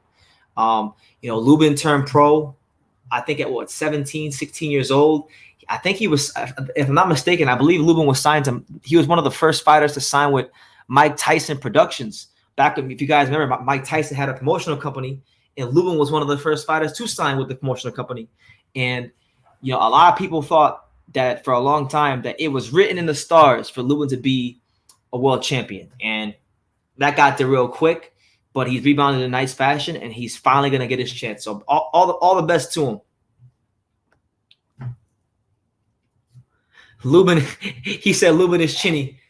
He better swerve that fight. Nah, take the fight. If he's really creme de la creme and he is who they think he is, he'll win the fight.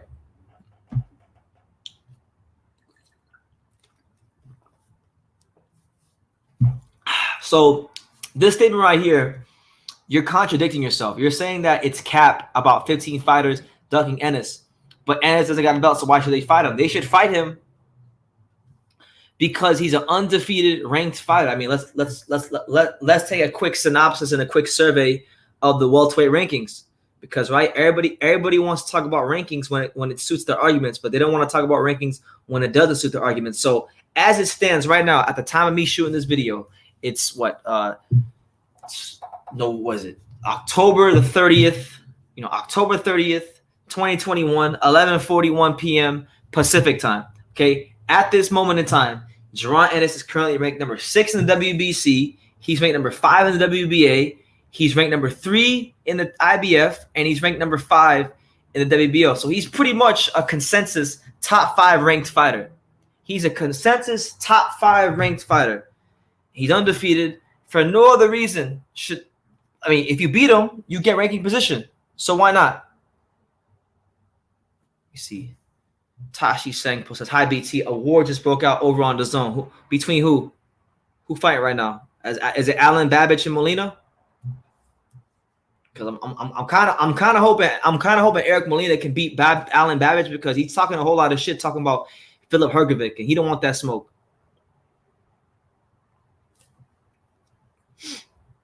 See, Ennis is 24 years old, 26 cans on his 3 decent fights, calling out champs and everyone else. I love mentality, loving his KOs. Listen, the one word we could use to describe Jaron Ennis is self-assurance. This guy believes in his skills. At the end of the day, he's a fighter. He's not the one picking and choosing these fights. He just go whoever they put in front of him, that's what he's gonna fight. And every time they've done that so far, he's looked spectacular. Now, a lot of these guys, I know for a fact don't want to fight him. Don't take my word for it. Go watch the interview that Keith Thurman did, where he said he didn't know who Jaron Ennis is. Go watch the interview that Harold Calderon did, where he was loud and he was vocal, and he said, "Oh, he a good fighter. He a good fighter." Got as quiet as a church mouse. A lot of these guys are not jumping up to fight him. That's all I'm saying.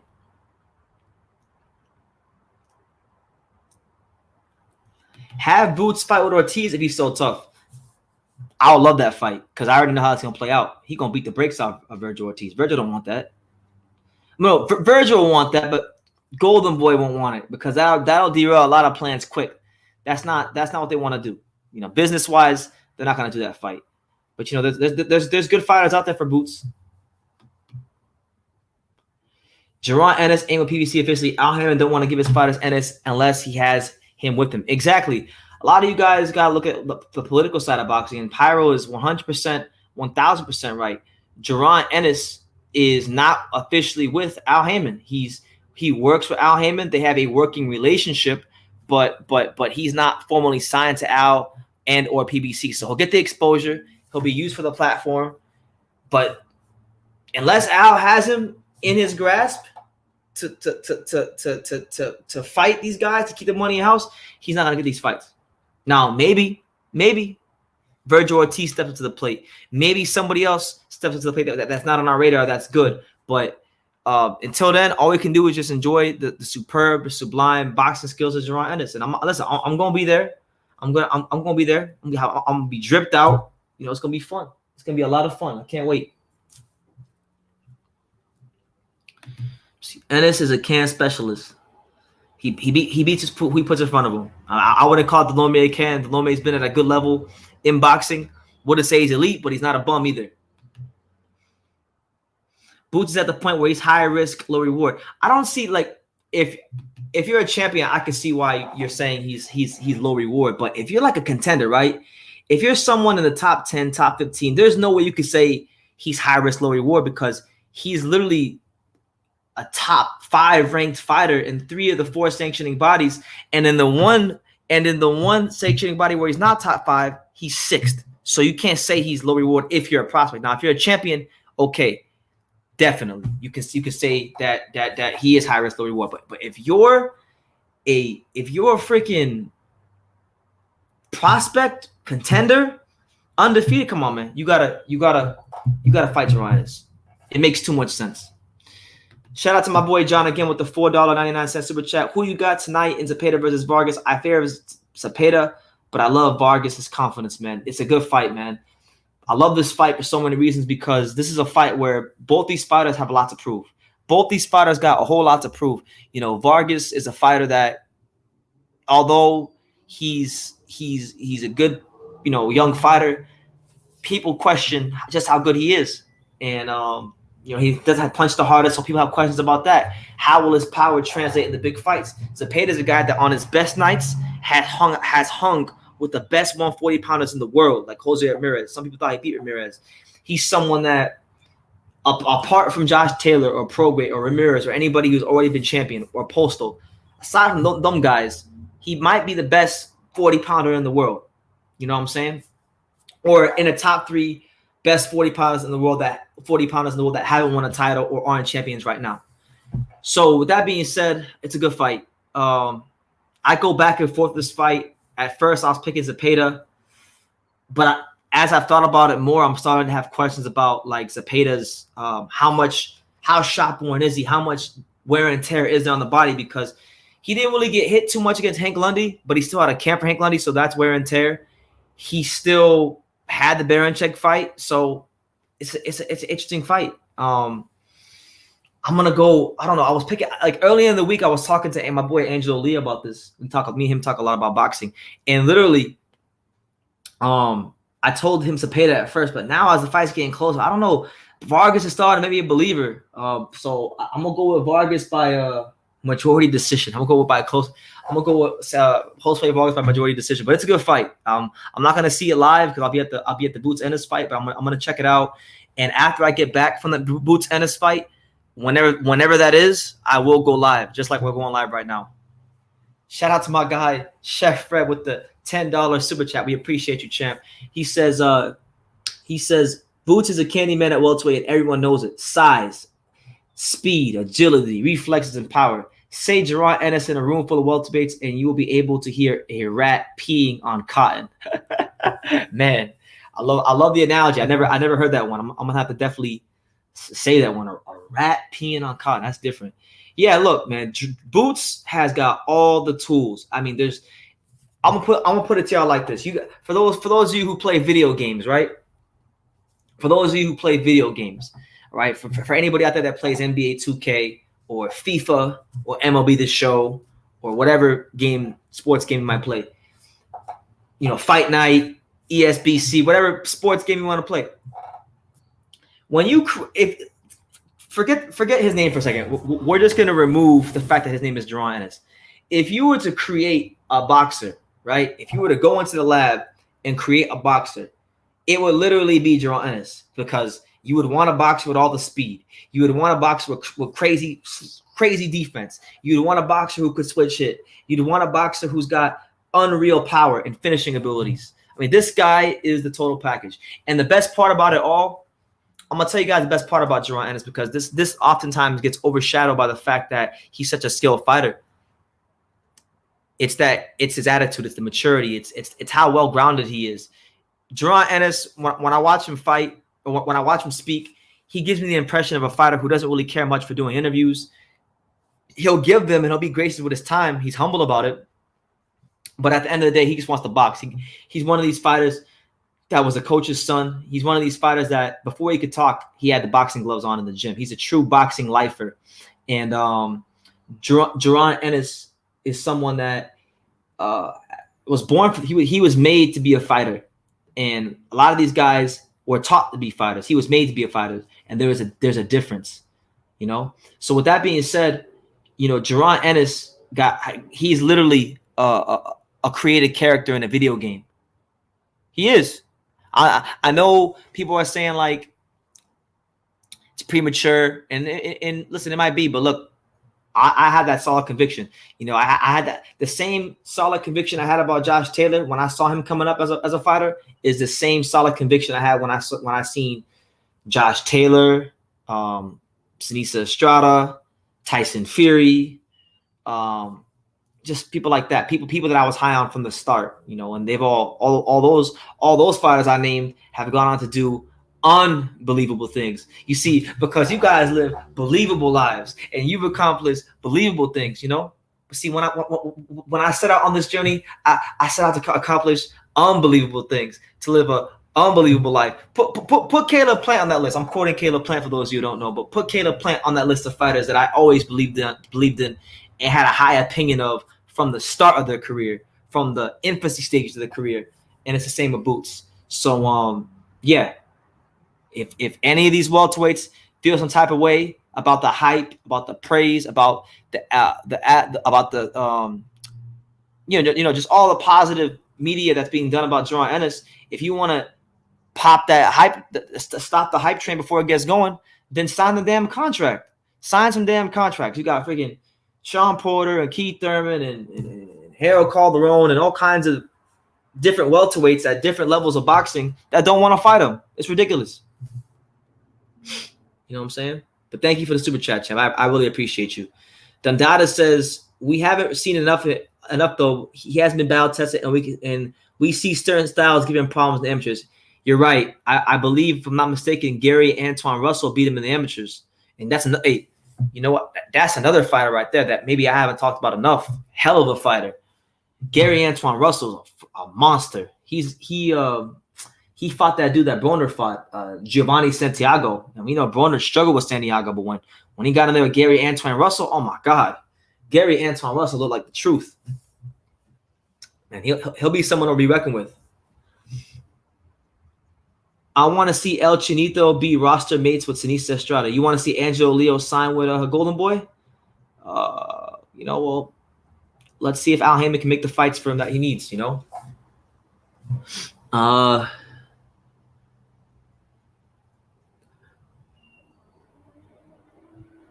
Gary Russell was scary too. Yeah, Gary Russell. Gary Antoine Russell is good. And there we go, my man Ali 313 with the $4.99 super chat. Hey, I appreciate everybody, man. You guys, listen, man. This has been such a remarkable month here on True School Sports. You know, I've been getting a lot of support, and like I said, there's a lot of good things that are gonna be coming from this Vegas trip. I got a big announcement next week. I think you guys are gonna be very excited about it. I know I am. Can't really get too deep into it now, but at some point next week, you guys will get an announcement from me. But you know, shout out to Ali 313. Shout out to Detroit. Shout out to everybody here who's supporting. And yeah, we're gonna keep talking that real boxing until we can't do it no more. You know, God put us here to do things in the spirit of excellence, or as Caleb Plant would say, to accomplish unbelievable things, to live an unbelievable life. And we've been doing that since 2015, and we're going to continue doing that till we DIE. So thank you, Ali. Thank you, champ. Yeah, Gary Anton Russell is really good. I like him. I think he's going places. I think. Oh, you know what? I'm gonna tell you guys this. I didn't get a chance to touch on this, but I wanna touch on this a little bit, and I'll ask the question as well. What do you guys make of Canelo Alvarez saying that Ryan Garcia is not working hard in the gym and that he's being a lazy bum? What do you guys think about that? Because I thought that was pretty crazy. You know, we got Canelo Alvarez out here exposing Ryan Garcia. Ryan Garcia exposed by Canelo Alvarez. You know what I'm saying? So listen, Ryan Garcia, very talented fighter, was phenomenal in the amateurs, has the height, the frame, the speed, the power, everything that you need to be somebody in boxing. He's got it all. And for you to waste that talent and not try to put your best foot forward, it's not what you want to be doing. It's not what you want to be doing. It's not what you need to be doing. You know, like God gives us all unique talents. Like I have a talent, you know, at least I think I do. Some people say I don't, but I believe I have a strong conviction to the core of my bones that, like, you know, God gave me a talent to understand boxing and talk about it in a way that resonates with people. And a lot of you guys, 37,000 of you, seem to agree, you know. But like, if you don't use your talent, what God gives you, he will take it and give it to somebody else, or you won't get the opportunities you need. So he's gotta tighten up if that's the case. Again, John with the $9.99 super chat. I appreciate it, Chad. He says, you deserve the support, BT, and y'all and Pops do a phenomenal job covering boxing. Enjoy the fights, my brother, and I'll catch you later. I'll catch you later on tonight, John, on the next slide. It'll probably be a little late because, like I said, I'm going to be at the arena. I'm going to be at the fight, and God knows what will happen after the fight is over. I might run into somebody. I might be doing interviews. I don't know what could happen, but I'll see you when I see you. We appreciate you, champ. God bless you, John, and I hope you're doing good. You're well and good out there in Long Island, New York. Absolutely. Danny Miracle Man Jacobs has had that same confidence, having overcome testicular cancer and couldn't win past when your past won't win you your fights. This is true. You got to listen. At the end of the day, it all comes down to who performs the night. You know, boxing's very tough. I've seen some of the most talented fighters in the world look great in the gym, like $1 million, beating the shit out of everybody, sparring, looking like Hall of Famers in the gym. And then the lights come on, the crowd is there, the pressure builds. You see Jimmy Lennon Jr. in the ring announcing your name, and they just crumble under the pressure. So it takes a special man, it takes a special individual to fight under the lights, and you gotta really be your best at all times. But yeah, getting back to Ryan Garcia, man. Canelo Alvarez is a lot of things, and you guys know I don't like Canelo Alvarez. You guys know that I haven't spoken the most glowingly, the most positive about Canelo Alvarez over the years. But one thing you'll never hear me say about Canelo Alvarez, and that I can't say about Canelo Alvarez, I can't take it from him, you can't take it from him, and nobody in this world can take it from him, is that he's worked hard. He's worked hard to get into the position he's into today. Now, do I agree with some of the ways he got there? And do I think he was a bit manufactured and he came at the right time? Yes, but that's not really his doing.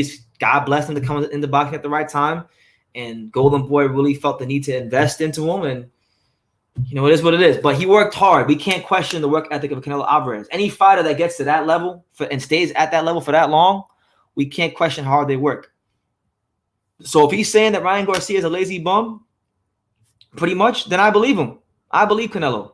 100% I believe Canelo. Because Ryan Garcia, and I've said this many times in previous videos, he's too concerned about public perception. He's too concerned about what people think of him. And look, man, I'm a little bit older than Ryan Garcia. There comes a point in every man's life where you got to get real quiet and you got to get real silent in your head. And you can't really give a fuck about what people think about you. You can't care about those things. You have to be happy with what you see in the mirror. You have to be happy with who you are. And if you're not happy with who you are, if you're not happy with what you see in the mirror, then you need to find out, you need to identify what those problems are about yourself and you need to start slowly attacking them day by day and become the person that you want to become. Because I'll tell you this, you know, I've worked very hard to become the person I am today, and I'm still working hard to become the person that I want to be later in life. And for anybody out there, no matter how much you succeed, no matter how much you accomplish, you always have to be working to become better, to improve, to be happier, and to find contentment in life. Because money, status, fame can buy you a lot of things. It can buy you a nice car. It can buy you some really great food, which is probably the best part about having money. You know, it can buy you the company of women. It could buy you a nice night on the town. But one thing money, status, and fame can never buy you is a peace that surpasses all understanding, and it can never buy you contentment. The only way you find those things is by learning who it is you are and fixing the things about yourself that you don't like. And Ryan Garcia got to do those things because these things are affecting his boxing career. If he has any ambitions to box, if he has any ambitions to continue pressing forward and moving forward, then he's got to figure out who the hell he is in that box outside the boxing ring, so that it doesn't affect who he is inside the boxing ring. You know what I'm saying? Shout out to one SSS. He says, if Caleb Plant wins, will he rematch Canelo? And I don't think mandatories are issued. There's no clear-cut number one contender for any of those belts. Benny Benavidez is young. He did coke. I'm not sure what the contract situation is, and personally, like for me right now, it's not really something it's not something that I really care about. Right now, all I care about is November the 6th and seeing what happens, and then after that, we could address that. You know, Dundada says, I've never rated Garcia from the jump. Me neither. You know, I never rated him either. You know, I thought he had talent. I thought he had some ability, but I thought, like most times, because like the same things that I say for Devin Haney, I say for him. It's too much too soon. It's too much too soon. You know, you heap all this praise on this young fighter. You tell him he's great. You know, people start following him. He becomes a celebrity before he really became a celebrity based off of earning potential, girls thinking he was pretty, and videos that were appealing to casual fans. And he deserves credit from that. He understood how to market himself. He understood what content to put out on Instagram that would resonate with people. So he does deserve some credit for the intelligence of marketing himself. But it was too much too soon. And we've seen it we've seen the story in boxing play itself out time and time and time again. So, you know, he's got a long way to go. And yeah, the data says they rated Garcia higher than Boots on the best fighters under 25 list. And I don't remember that list, but I remember hearing about that list, but no way on earth will Ryan Garcia ever be better at the sport of boxing than Jaron Ennis. No way, no how. He's not mentally tough enough. He's not disciplined, and he's not skilled enough to ever be as good as Jaron Ennis. Not now, not later, not ever. And I'll say that to the day I die. Jaime says, BT, I got higher in Munguia by a split decision. I don't like the idea of Rosado having to cut weight at 160. He looked good at 168. And yeah, this is a money fight for him. And I appreciate the comment, Hyro. This is a money fight for him. This is a good move for him as far as from a money standpoint. If he wins this fight, I mean, that gets him right into contention for a title at 160. And if not, it's a good one to have on the resume, and he can go back up to 68 and continue his run there. But when I first started thinking about this fight, like before I knew the weights or anything like that, I thought Rosado had a great chance to win, and I was picking Rosado initially because I've loved his progression the last two fights, seeing what he's done, seeing what he's done in the Jacobs fight. Even though he lost the fight, I thought he won the fight. I thought he showed a lot in that fight. I thought he showed a lot of growth and maturation as a fighter because he was always a fighter that wore his heart on his sleeve and fought with his heart.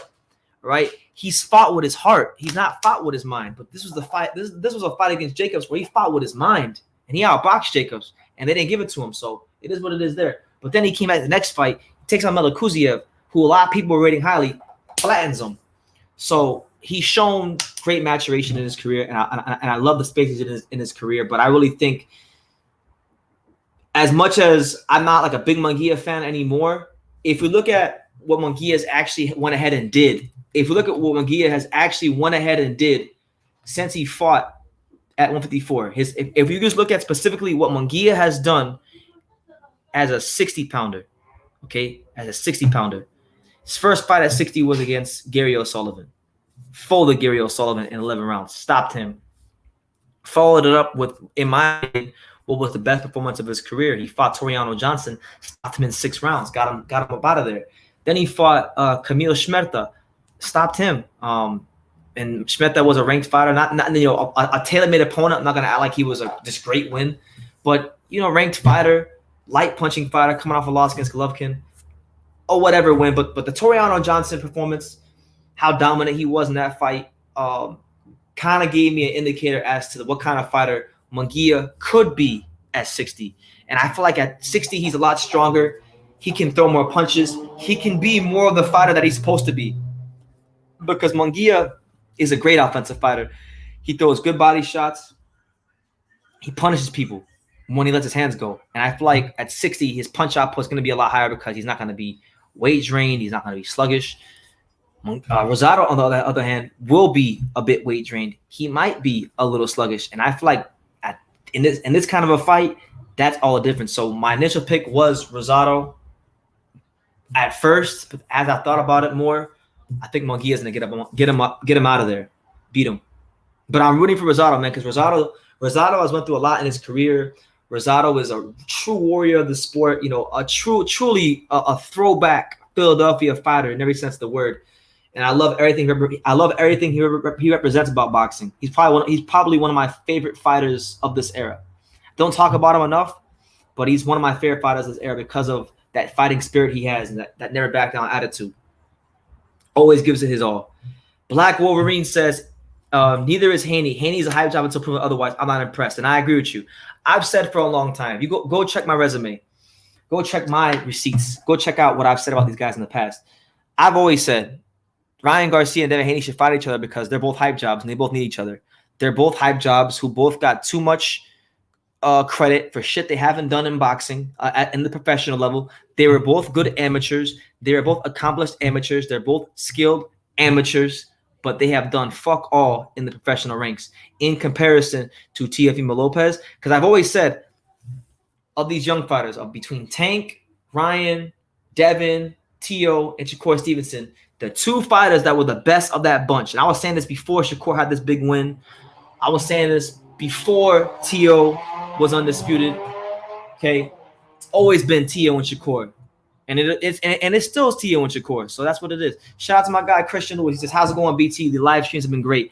I appreciate you, Christian. Good to see you, and I appreciate you appreciating me. Absolutely, good to see you. How are you doing? I'm doing well. I'm out here in Las Vegas, just waiting patiently about the fights." It's an ESPN that came out. It's an ESPN list that came out like 2 weeks ago, and you should look into it. They had Shakur number 2 and Teo number 1. I'm not mad at that. I feel like those two are interchangeable. I heard that those two are interchangeable. I like Teo. Teo's my guy. I want to be biased towards him, but we can't be biased. I have Shakur number 1, and I had Shakur number 1 before Teo. I think Shakur is the best fighter of the bunch. He will have the best career. He'll be the hardest guy to beat. But to me, they're like 1A and 1B. You can't go wrong with either one.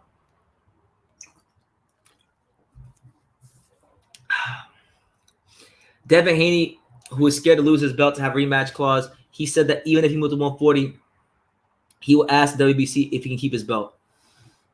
Devin Haney, man. Devin Haney's fighting I heard he's fighting in December. So we'll see. We'll see what happens with Devin Haney, man. I don't want to talk about Devin Haney, man. Devin Haney's boring. He's boring in and out the ring. He needs to do something exciting in his career. Do you think Shakur can really be a bigger, stronger, good boxer, puncher like Teo? Yes, because from watching Shakur, all of his fights his whole career, from watching him as an amateur to really studying him, to meeting him, I met him once, to talking to fighters who sparred both fighters, what I've gathered about Shakur and what I continue to gather about Shakur is that he has that Mayweather-esque quality. A lot of people want to compare Devin Haney to Floyd Mayweather, and I think the more realistic comparison is Shakur, because Shakur Stevenson has the Mayweather quality of being such a great defensive fighter and being such a master of distance that he can pretty much at any time he wants decide that he's not going to get hit, and he won't get hit. So yes, I feel like Shakur could disarm a Teofimo Lopez. I feel like he could outbox him and potentially hurt him in the later rounds. You know what I'm saying? I would love to see those two fight at some point.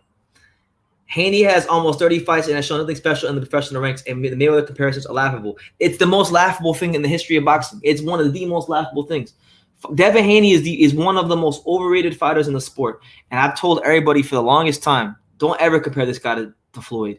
Never. He's not. And I was saying it before, even when Shakur was having those boring ass performances against Toka Khan Clary and Caraballo and Jeremiah, the African cop. You know, Shakur Stevenson has always and will always be levels above Devin Haney, and there's nothing Devin can do about that.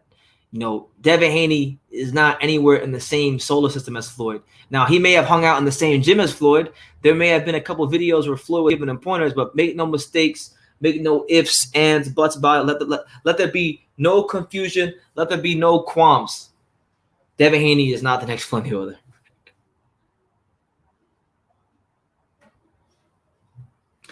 Josh Taylor will fool Shakur Stevenson. Shakur said he'll fight anyone, but he won't fight Josh Taylor. Did he say that for real? Let me see. Let me check that right quick. Let me check that.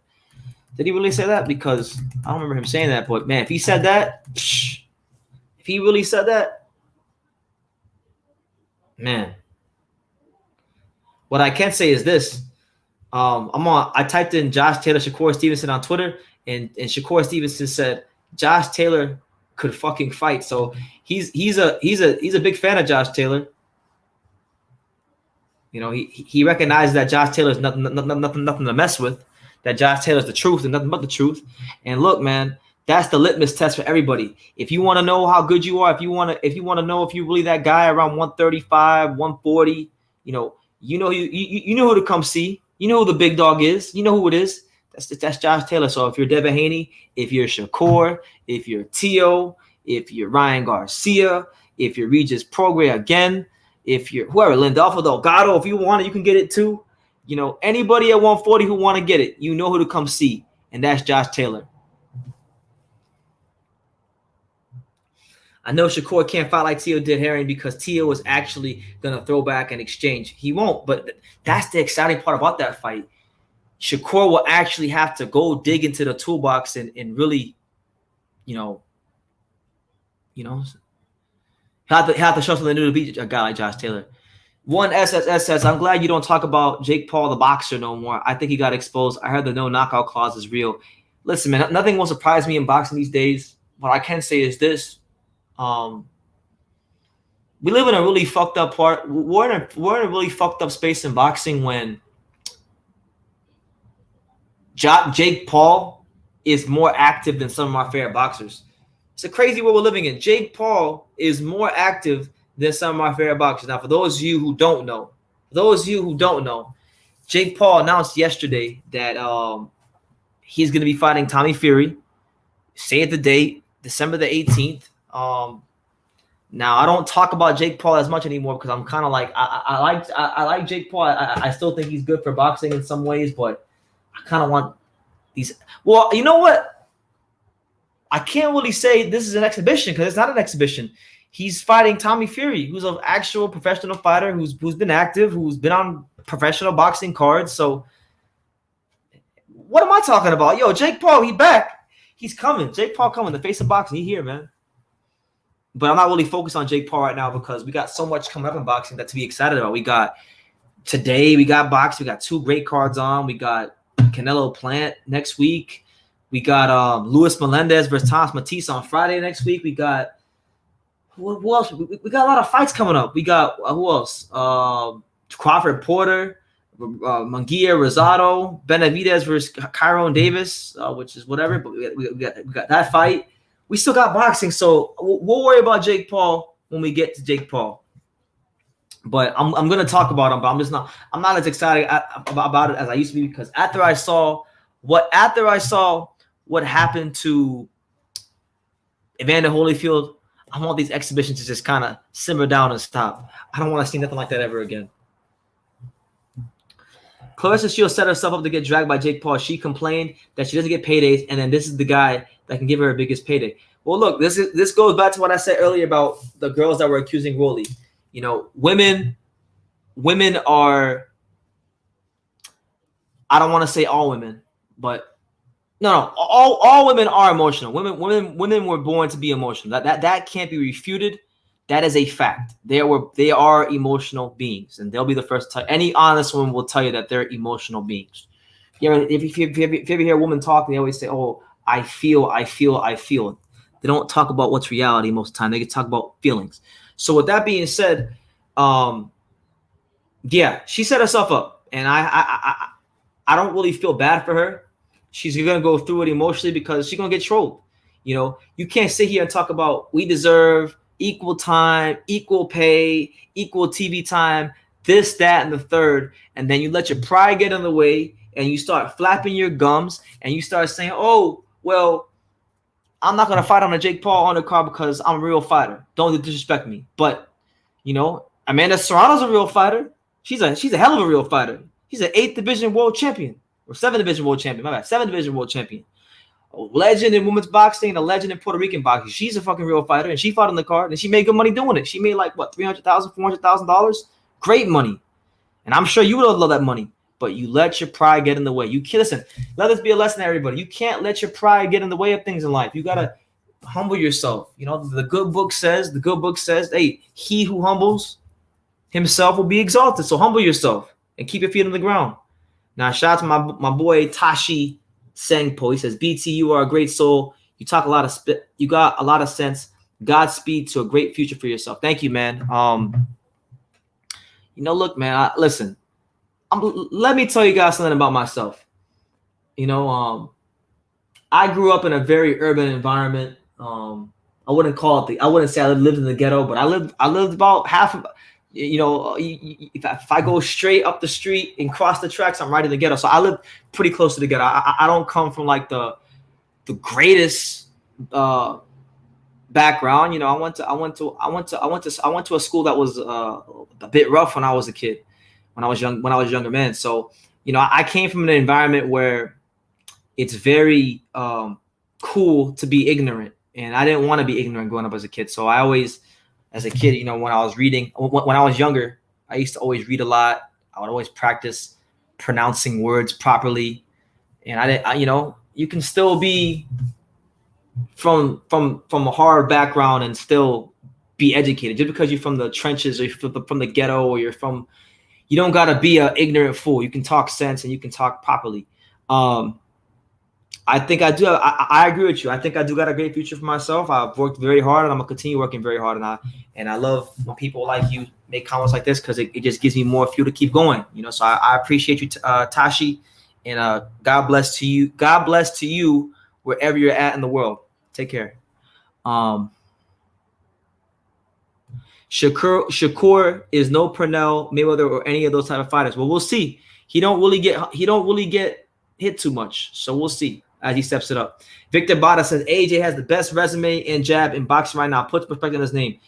I don't agree with any of that. I don't think he's got the best jab, and I think he's got a good resume. I'm not gonna shit on his resume because I love Anthony Joshua and I think he's good, but I wouldn't say he's got the best jab in boxing or anything like that. As soon as a black slick fighter pops up, they think it's the second coming of Floyd Mayweather. Well, no, I don't think Shakur is like Floyd, but I think Shakur Stevenson, and you may say this is premature, but I thought this ever since I met him. And like, I'm not one of these people that just like got on the Shakur Stevenson bandwagon because of what he did to Jamel Herring. I've been on the Shakur Stevenson bandwagon since before he was an Olympian. Since I met him when he was a young, baby-faced, wide-eyed young man that hadn't even gone to the Olympics yet. He just won the damn national Golden Gloves. I met him in 2016 at the Chris Algieri Earl Spence post-fight press conference, and I interviewed him. I've always thought highly of Shakur Stevenson, and I truly believe just so long as he doesn't get caught up with any bullshit outside the ring, I think Shakur Stevenson's gonna be a Hall of Fame fighter. I really believe that. I know I can't say that for many young fighters in boxing, but I can say that about him. Truthfully. Now, will he be as good as Floyd? I mean, that's putting a lot. That's putting a lot on the kid, but you know, it is what it is. He says, Fluke Fury has one good win. If Vlad had an off night, he's a fluke fraud. AJ has more top 10 wins than Ali did after 25 fights. Put some respect on his name. Tyson Fury is on a whole nother planet to Anthony Joshua and always will be. Tyson Fury is going to go down as one of the greatest heavyweights of all time when it's all said and done. And then, you know, if he gets a couple more wins on his resume and keeps looking impressive, I think he's going to have a claim to be in. You know, there's only my opinion, so don't shoot the messenger. Don't shoot me for my opinion, but I think when it's all said and done, he's gonna have a claim to being the best heavyweight that ever did it, in my opinion. But clearly, he's got work to do to get that. But I think at bare minimum, he's gonna be up there. I want to see Cholatito fight Guillermo Rigondeaux at 115. You guys want to talk about Shakur versus Tio, and they're not in the same weight class. So why can't this fight happen? Tio is big too, because Cholatito has already fought in 4 weight classes. He's not going to go up to 118, and he should have had to go to 118 if he don't want to. He should have to. Freaking get why you keep pressing for this fight with Rigo? I'm not trying to see that. You're a hater. Well, look, a lot of people like yourself, Victor. They like to throw that word around. When people don't have the IQ, the intelligence, or critical thinking skills to properly interpret what's going on with a fighter, they throw that term around because they're intellectually lazy people. So, you know, God bless you, but right now you're being very intellectually lazy. I love AJ. AJ is one of my favorite fighters out there. How could I sit here and say I love boxing and hate Anthony Joshua, a guy that for a two-year period carried the heavyweight division on his shoulders when Tyson Fury wasn't boxing, and we thought he wouldn't fight again. You know, Anthony Joshua was giving us great fights. But Deontay Wilder was in witness protection and didn't want to unify with anybody, despite having a head start on everybody.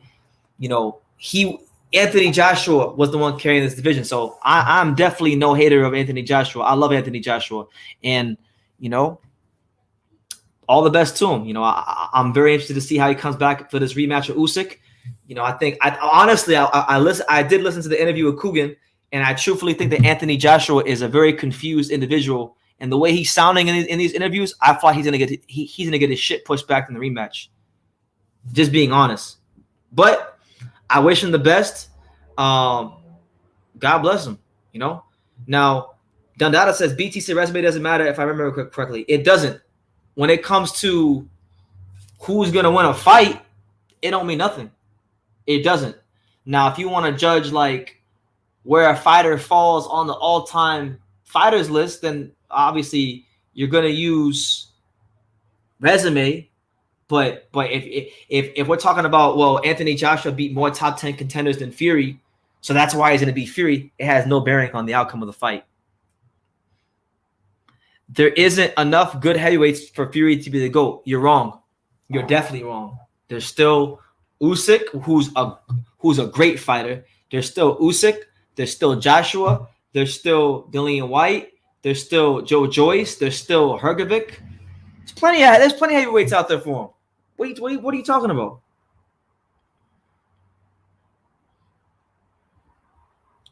Because I want to see Cholatito become a five-time champion like Booker T. Cholatito was a damn good fighter. Well, look, man, he's really stretched himself just getting to 115. 115 isn't even like the weight class he should be. You know, 115 is a weight class that, you know, he's physically outmatched by almost everybody, and he only competes, and he's only competitive because he's so skilled. 118 might be pushing it, but look, if he wants to take that jump and experiment later on in his career, then why not? I'm just saying, for me, I personally wouldn't want to see it. I don't think it's a good move for him. AJ is a very slow boxer. Is a very good boxer, but I question his heart and confidence in himself. I do too at this point, because he's saying, "Oh, I need a teacher. I need someone to teach me how to be a dog," and these things. Like, come on, man. When I say resume, I'm mostly talking about experience and seeing different looks. Okay, yeah. No, that stuff matters. Seeing different looks matters. And AJ hasn't seen. I mean, it's heavyweight boxing, so you're not gonna really see in this era, you're not going to really see too many different looks. He says, Liston, Foreman, Spinks, Frazier, no one, please, you're funny. Well, sometimes the truth is funny. Sometimes the truth can be funny. You know, his career is not done. Like you're talking about guys whose careers are completed. All right. Now, he's got quality wins. He beat Klitschko. Klitschko is an all-time great heavyweight. He's got an all-time great win in his resume, and he beat him when he was the man, and he had the longest heavyweight title reign since, what was it, Larry Holmes? So no small accomplishment, and he did it as an underdog. Same thing when he fought with Wilder. You know, he wasn't supposed to be Wilder. You know, he came into the fight. Think about it. He came into the Wilder trilogy known as a slick, pillow-fisted boxer. He left the trilogy being a hard punching Kronk gym fighter. So he's shown himself already to be one of, if not the most versatile heavyweight fighter in the history of the sport. And like I said, I named you the guys that he can fight. If he beats a guy like Usyk, or, you know, there's still Usyk, there's still AJ, there's still White, there's still Joe Joyce, there's still, you know, like guys like Hrgovic, who I think is going to mature into a really formidable force in the heavyweight division. There's fighters out there, man. You guys just hit sometimes, and I'm guilty of it too. Sometimes as boxing fans, we like to romanticize history. We get caught up in names. BT, I never got to ask, how did you feel about AJ saying he looked at the gangsters and instead of athletes going up? Is that fact or cap? I mean, well, Anthony Joshua was a drug dealer. I mean, that's a concrete fact. He was a drug dealer, so it's not far-fetched. But I mean, he can look up whoever he wants to look up for. He can look up to whoever he wants to look up to. At the end of the day, he better just fucking improve them boxing skills. So, because being a street guy, being a gangster, isn't gonna help him beat Alexander Usyk. Straight like that. I'm being honest. It's not gonna help him.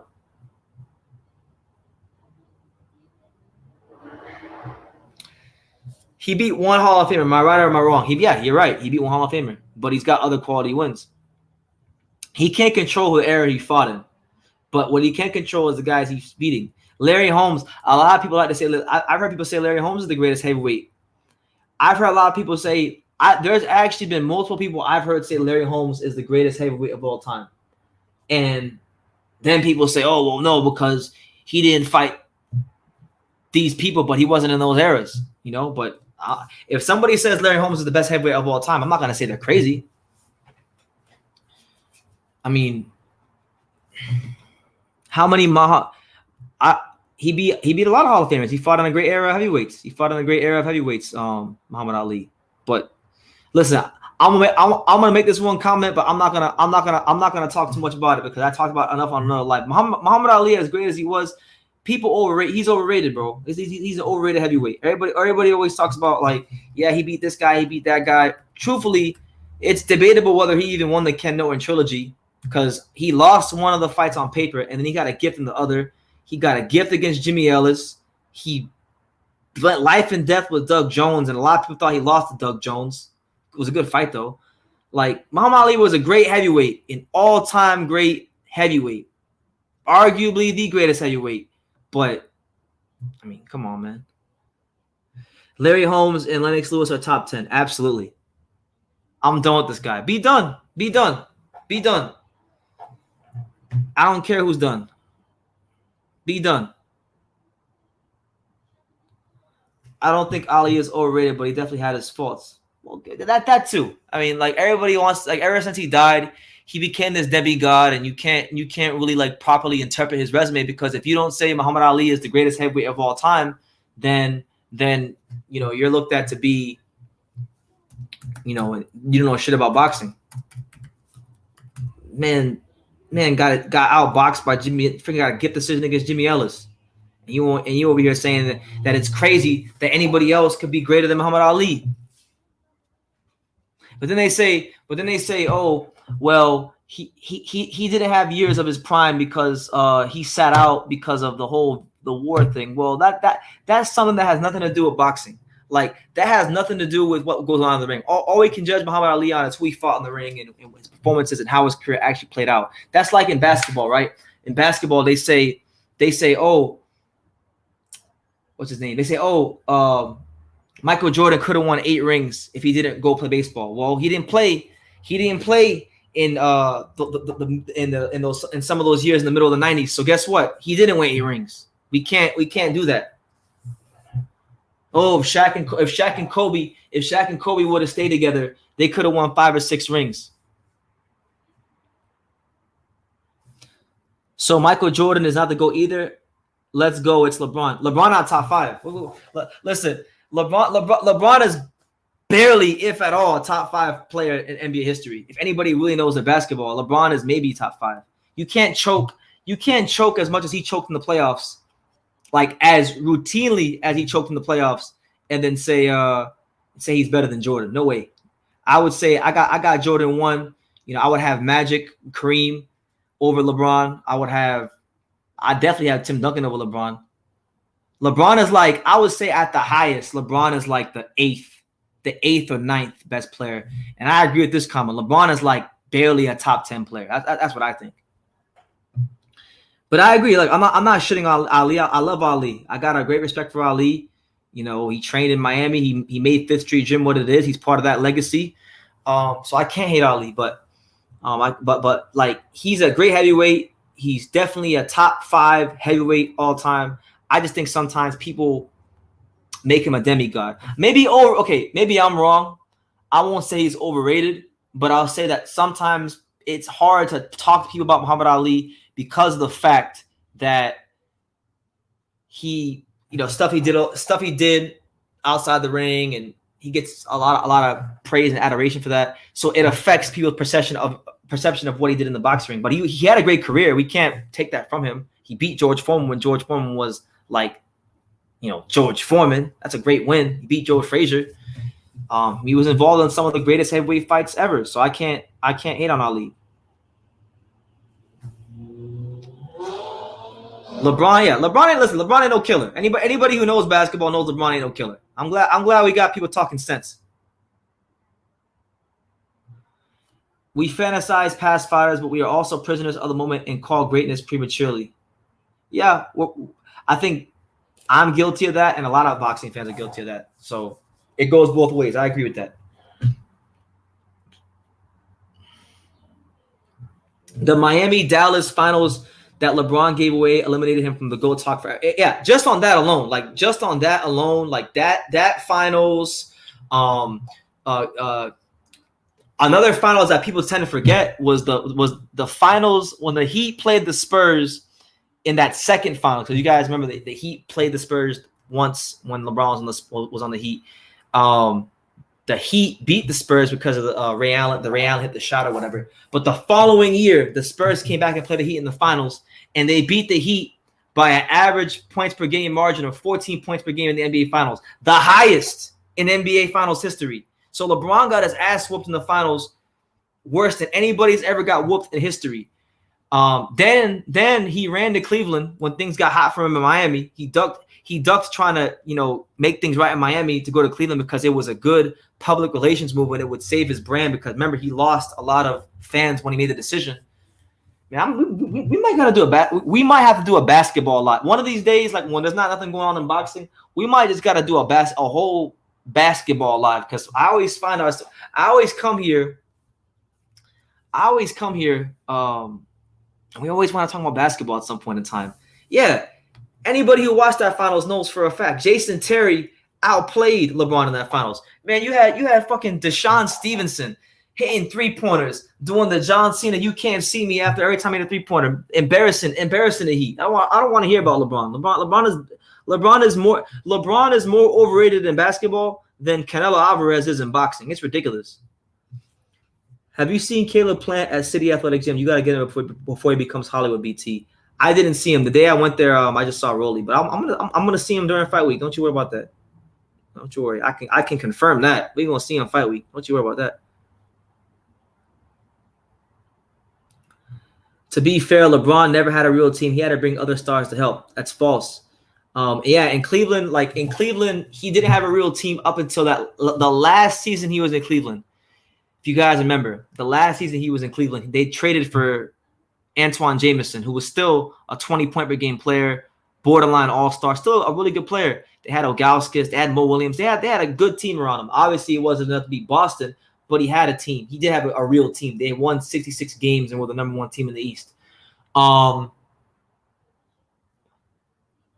He's had more help in his career than any player I can think of. I mean, played with prime Dwayne Wade, played with prime Chris Bosh. He played with Kyrie Irving, prime. He played with Kevin Love towards the end of his prime, but still in his prime. He's played with Anthony Davis in his prime. I mean, Jesus Christ, you can make a starting five with all the great players LeBron's played with when they were in their primes. So it is what it is. I'm not a huge fan of his. I'm really not a huge fan of his, as you guys can see. He's a great player. You can't deny his longevity. You can't deny his greatness. But LeBron James is not a top 5 NBA player. Damn right. Hey man, why you gotta bring that up, man? Don't bring that up. He says, let's not forget that at one point Louisiana State baseball outdrew the Marlins. They did. Listen, man, the Marlins we've had our struggles, man. But don't you worry, Marlins Park gonna be filled up when we start winning these games soon. I can't wait. But listen, we can't be negative. You focusing on the negative, champ. If you want to talk about sports, you gotta focus on the positive. Now, I don't know if you watch hockey or not, but you know the Florida Panthers are 8-0, the greatest show on ice. The best hockey team in the world is the Florida Panthers. And I know this live, we ain't even talking about boxing anymore. We done transitioned to all other sports, but the Florida Panthers are the best team in sports. It's undeniable. The 8-0, undefeated, untouchable, big bad Florida Panthers, the greatest show on ice. They won the Stanley Cup this year, and I'm going to be there. True School Sports goes to the Stanley Cup parade. Larry Bird, prime for prime, was more skillful than LeBron. I think he's better than LeBron.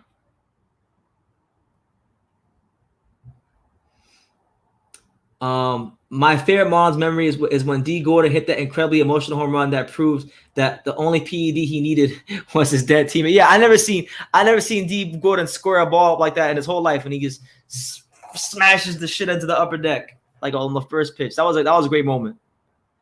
And yep, the Lightning, they went back to back, but they're not three-peating. I'm telling you that right now. If they run into my Panthers this year in the playoffs, they beat us last year because we had goaltending problems. But I'm telling you straight like this, if the Lightning run into my Panthers this year in the playoffs, it's curtains. Right? The Panthers are a buzzsaw. 8-0, the untouchable, undefeated, big bad Florida Panthers. Jonathan Huberdeau, Alexander Barkov, we coming. South Florida, stand up. The Panthers are going to win the Stanley Cup this year. And I'm going to the parade. I'm telling y'all right now, if the Panthers go to the Stanley Cup, y'all ain't gonna see me. If the Panthers win the Stanley Cup, I'm not gonna be on YouTube for like a week. I'm gonna be celebrating for like 10 days straight. Hold on, guys. I'm gonna get my charger. Give me a second.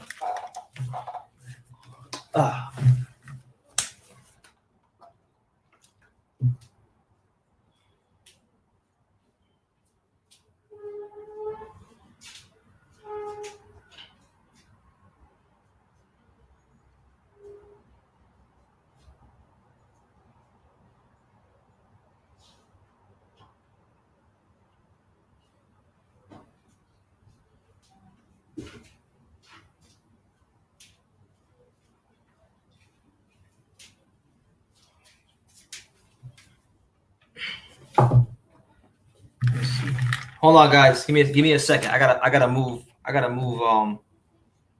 all this stuff right quick. Give me 1 second. I gotta move this shit over here. I'm gonna stay live for like maybe 10, 15 more minutes, and then I'm gonna wrap it up because then I gotta start getting ready to head out and whatnot. But it's been a hell of a live. I gotta say, man, this live has definitely surpassed my expectations. We had some technical difficulties earlier, but God is faithful, man. God is faithful, and He always works everything together for the good. Give me a second, guys.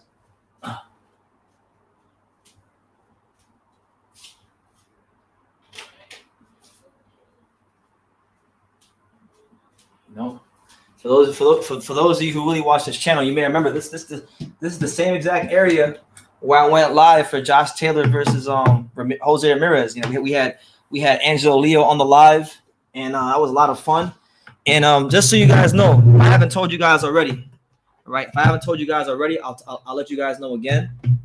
This next weekend for the Canelo Alvarez live, we're gonna have Angelo Leo on again. So if you guys want to ask Angelo Leo some questions, I know a lot of times I get questions about Angelo and his career and things going on. You can ask him himself. He's gonna be here Saturday for the Canelo Alvarez live. It's gonna be a whole lot of fun. All right, so let's see. It's what 12:39. Hold on. See, is it charging? There we go. All right, it's charging now. Okay. So yeah, 15 more minutes, and then I gotta get up on out of here, guys. Now, one SSS says, I missed the bright green paint, neon green paint. Derek Jeter did well removing that statue, but took a step back with making everything that navy blue. Took a lot of character out of the park. Yeah, I mean, listen, I went to two games at Marlins Park this year. It definitely felt different. It's pretty funny now because when you walk into the stadium, they have the sculpture at the outside the stadium now. So I'm glad. I hated that sculpture, and I'm glad he got rid of it because it pissed me off and it was embarrassing because we never used to use the sculpture because the years that we had the sculpture, unless Giancarlo Stanton was hitting a home run, we never used the damn sculpture. So I'm glad he got rid of it. But listen, good things are ahead for the Marlins, and I'm excited for next year. Hopefully we spend some money and we stay healthy next year, and I think we'll be able to make some noise. Brendan Smith, what's good, champ? Hope your mother's doing good. We're still praying for her. He says, when do you think King Kong Ortiz will be back? Very soon. I actually know when he's coming back. I know what card he's fighting on, and I actually know who his opponent is, but I can't say. But it's gonna be, if what I heard is true, it's gonna be very, very pleasing to the boxing fans. El Jefe, what's good, champ? He said, do you think that the Rays traded their stars away after winning made us forget about the original Florida team to do so? Don't think that. Oh yeah, but the Rays did it, but they didn't even win the damn World Series. Like, at least look, the Marlins, at least when the Marlins do it, we do it after we win a championship. The Rays don't even win a damn they don't even win a World Series, and they trade people away. So they're just doing it for no reason. Don't compare those bums to the untouchable Marlins baseball empire. You know, the team a team that's played 8 playoff series and won 7 of them. That the team with the greatest winning percentage in postseason baseball has. Don't compare those bums to the Marlins ever. But yeah, shout out to everyone here, man. Did I miss any comments? I mean, right now we're just freestyling it. We veered so far away from boxing. What are we talking about? Baseball now. We talk about basketball. But if you got boxing questions, you can definitely ask what you want. Cool K Forever says the Rays have more good teams, but the Marlins win rings. You're damn right. And a lot of these hype job franchises, they have all these good teams. They go to the playoffs. But listen, nobody cares about that. It's all about how many championships you can win. And when we get there, you know what we do. So in a couple years, very soon, the Marlins will be winning a ring again. But I'll tell you this: if you were to take the best players that have played for the Marlins these last 29, 30 years, however long they've been in the league, and you match them and you put them on a team and they play the Rays, we would fucking run the Rays. We would blow the Rays out. It wouldn't even be a contest. There's too much talent that's passed through the Marlins organization to compare it to not just the Rays, but like most teams. The Marlins have produced more talent the last 30 years than probably you could argue any team in baseball. It's damn near a fact if you do your history. What's your pick on the Jamal James fight? That's a great question. I haven't really paid much attention to that fight, but I would say, I don't know. It's hard for me to say. I don't know a ton. I don't know a ton about Butiev. I just know he's 13-0. So I can't. I'm not gonna sit here and act like I know a ton about Butiev. I just know he's 13-0. Let me see. Let me look at who he's fought. Let me see. Butiev. Hopefully Butiev ain't booty. Let me see. Butiev. 13-0, 10 knockouts from Russia. Okay, so the only 2 names on his resume that I really recognize are Slaverio Ortiz. He got a UD against Slaverio Ortiz, which is not easy to do because Slaverio Ortiz is a tricky journeyman. I just saw Slaverio Ortiz fight like last month against Cordell Booker, and Cordell Booker looked like shit against Severio Ortiz. So I'm not gonna knock him for that, even though Severio Ortiz has lost like 25 fights. He's a very tricky journeyman. Leonardo Tanner, he knocked him out in 3 rounds. So let me see. Yeah, he's one of only 2 guys to ever stop Leonardo Tanner. So damn, if he's stopping the Leonardo Tanners of the world, that's a hell of a fight. That's a hell of a good win to have on your resume. I know resumes don't win fights, and I haven't done my homework on Boots yet because look, I don't really care about the main event. The main event is Jaron Ennis, but we'll see what happens.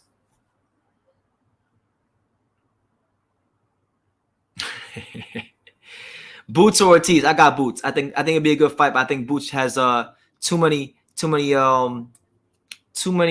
for him. BT, your Marlins broke my damn heart in the World Series when Josh Beckett shut us out in Game 6 and celebrated on our home field. That still stings. Yo, I was 8 years old when that happened, and that is probably, I can't think of too many moments in my life yet that have been more exciting than that night. I'm hoping the Panthers, with the start they got off to in hockey, can go to the playoffs, finally win a playoff series, and get to the Stanley Cup and win it, because I want to feel that feeling again. But man, that right there, that 03 team, everybody counted us out. Everybody doubted us. Everybody said, "Oh, this little team from South Florida can't get it done." Everybody said, "Yeah, they had a good little run, but the Yankees gonna wipe the floor with them." And that shit didn't even go 7. Josh Beckett pitched one of the greatest gems I've ever seen. So, you know, listen, I love 03, but I'm sick of talking about 2003. We need to win a fight. So we need to win another World Series soon, because I can't talk about 2003 until I'm 80 years old. We need to win another one soon. The Tank fight is seriously in jeopardy of being canceled, I heard. It is. I've heard the same thing. Josue Vargas or Cepeda. At first, I was saying Cepeda, but as the fight gets closer, I'm really starting to believe in Vargas. So I'm gonna go with Vargas by a tough majority decision. Question: what do you get when you combine all 40 Florida Marlins with 40 lesbians? 80 people that don't do. Oh man, you hating? Who's your team, El Jefe? Who's your team? You probably support the bum ass Texas Rangers, because you are from Oak Cliff. So if you're from Oak Cliff, El Jefe, and you don't support the Texas Rangers, then you're not from Oak Cliff no more. You're not supporting your hometown team. Edgar Renneria and Levon were great players, man. Very, very, very key parts of that '97 team. We don't win that World Series without either of them. So absolutely. Once Ortiz fills up at 147 and moves into his man strength, he's going to be a problem. He's a problem now, but it'll be a bigger problem when that happens. I'm looking forward to when the man strength comes in for him. I'm looking forward to when Boots Ennis gets his man strength, because Boots Ennis, I don't even think really has his man strength either. If we're being honest, if we're keeping it all the way 100. Building a stadium in Little Havana and then immediately hiring a manager who praised Fidel Castro is somehow the most short-sighted thing Jeffrey Loria did. Well, to be fair, look, I don't like Jeffrey Loria. I think Jeffrey Loria was a big piece of shit, and I'm glad he's not our owner anymore. But when he hired Ozzie Guillen hadn't made those comments yet. He made those comments after he was hired. So, yeah. But it was bad though. That was a disaster of a season, 2012. I don't ever want to remember the 2012 Marlins. I want to bury it pretty much every year from 2012 to pretty much from 2010 all the way to 2019. Just bury that. That's a lost decade. That whole decade of baseball was just lost. But yeah, man, it's the Untouchable True School Sports Empire. It's your boy BT. Make sure you guys smash that like button, hit the subscribe button. If you haven't done so already, super chat, all that good stuff, man. I got 5 more minutes and then I'm gonna get up on out of here. So if y'all got any sort of questions, thoughts, comments, concerns, you drop them down below and we'll get to them. Dundada says Tank versus Isaac Cruz if Rolly gets scrapped. It'd be a fun fight. Isaac Cruz is a very, very, very dangerous fighter. He loads up on every shot. He's always trying to put your lights out with every single shot. And that fight will be no different. I don't really know if there's a fight you can get on short notice that would sell, that people will get excited. Maybe that one, because he's Mexican and he can punch hard. So maybe you can get some Mexican fans on board, casuals. But it's not really doing it for me. I need to see Rolly versus Tank. Benavidez versus Kyron Davis. It's an interesting fight. Kyron Davis, he had that fight with Durrell a couple years ago. A lot of people thought that was a close fight. I mean, no, that was this year.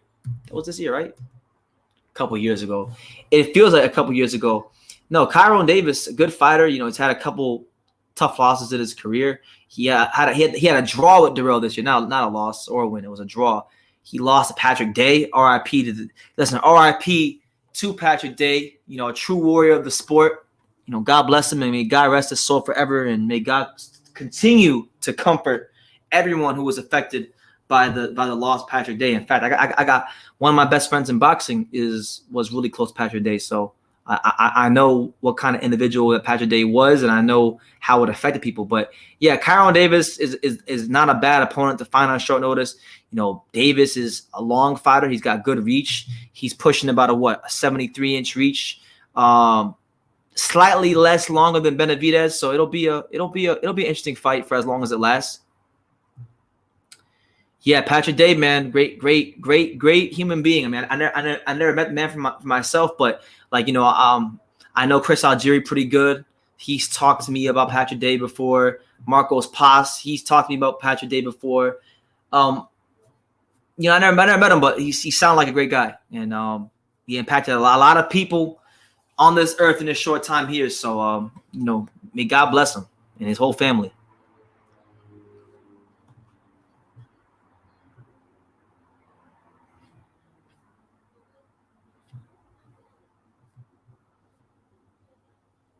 I think I missed a comment. Where's that one comment? I just saw it. It was about Ali. What was it? Where was it? Well, whatever. I missed it. Whatever. It is what it is. I missed it. But look, on that note, guys, on that note, I think I'm going to end it. But it's been 2.5 hours of fun. Time flies when you're having fun. You guys are giving me a great start to my day. And it's going to be a special night tonight as we go to watch Jaron Ennis fight in person. So I'm looking really forward to it. And I hope you guys enjoy the fights. I'll be back whenever I get back, which I don't know when that is, so don't ask me. But whenever I get back to my computer, I will come back live and we will recap what exactly transpired at the fights and whatnot. But listen, you guys be on the lookout. I'll be live again tomorrow. I'll be live again when I get back from the fights.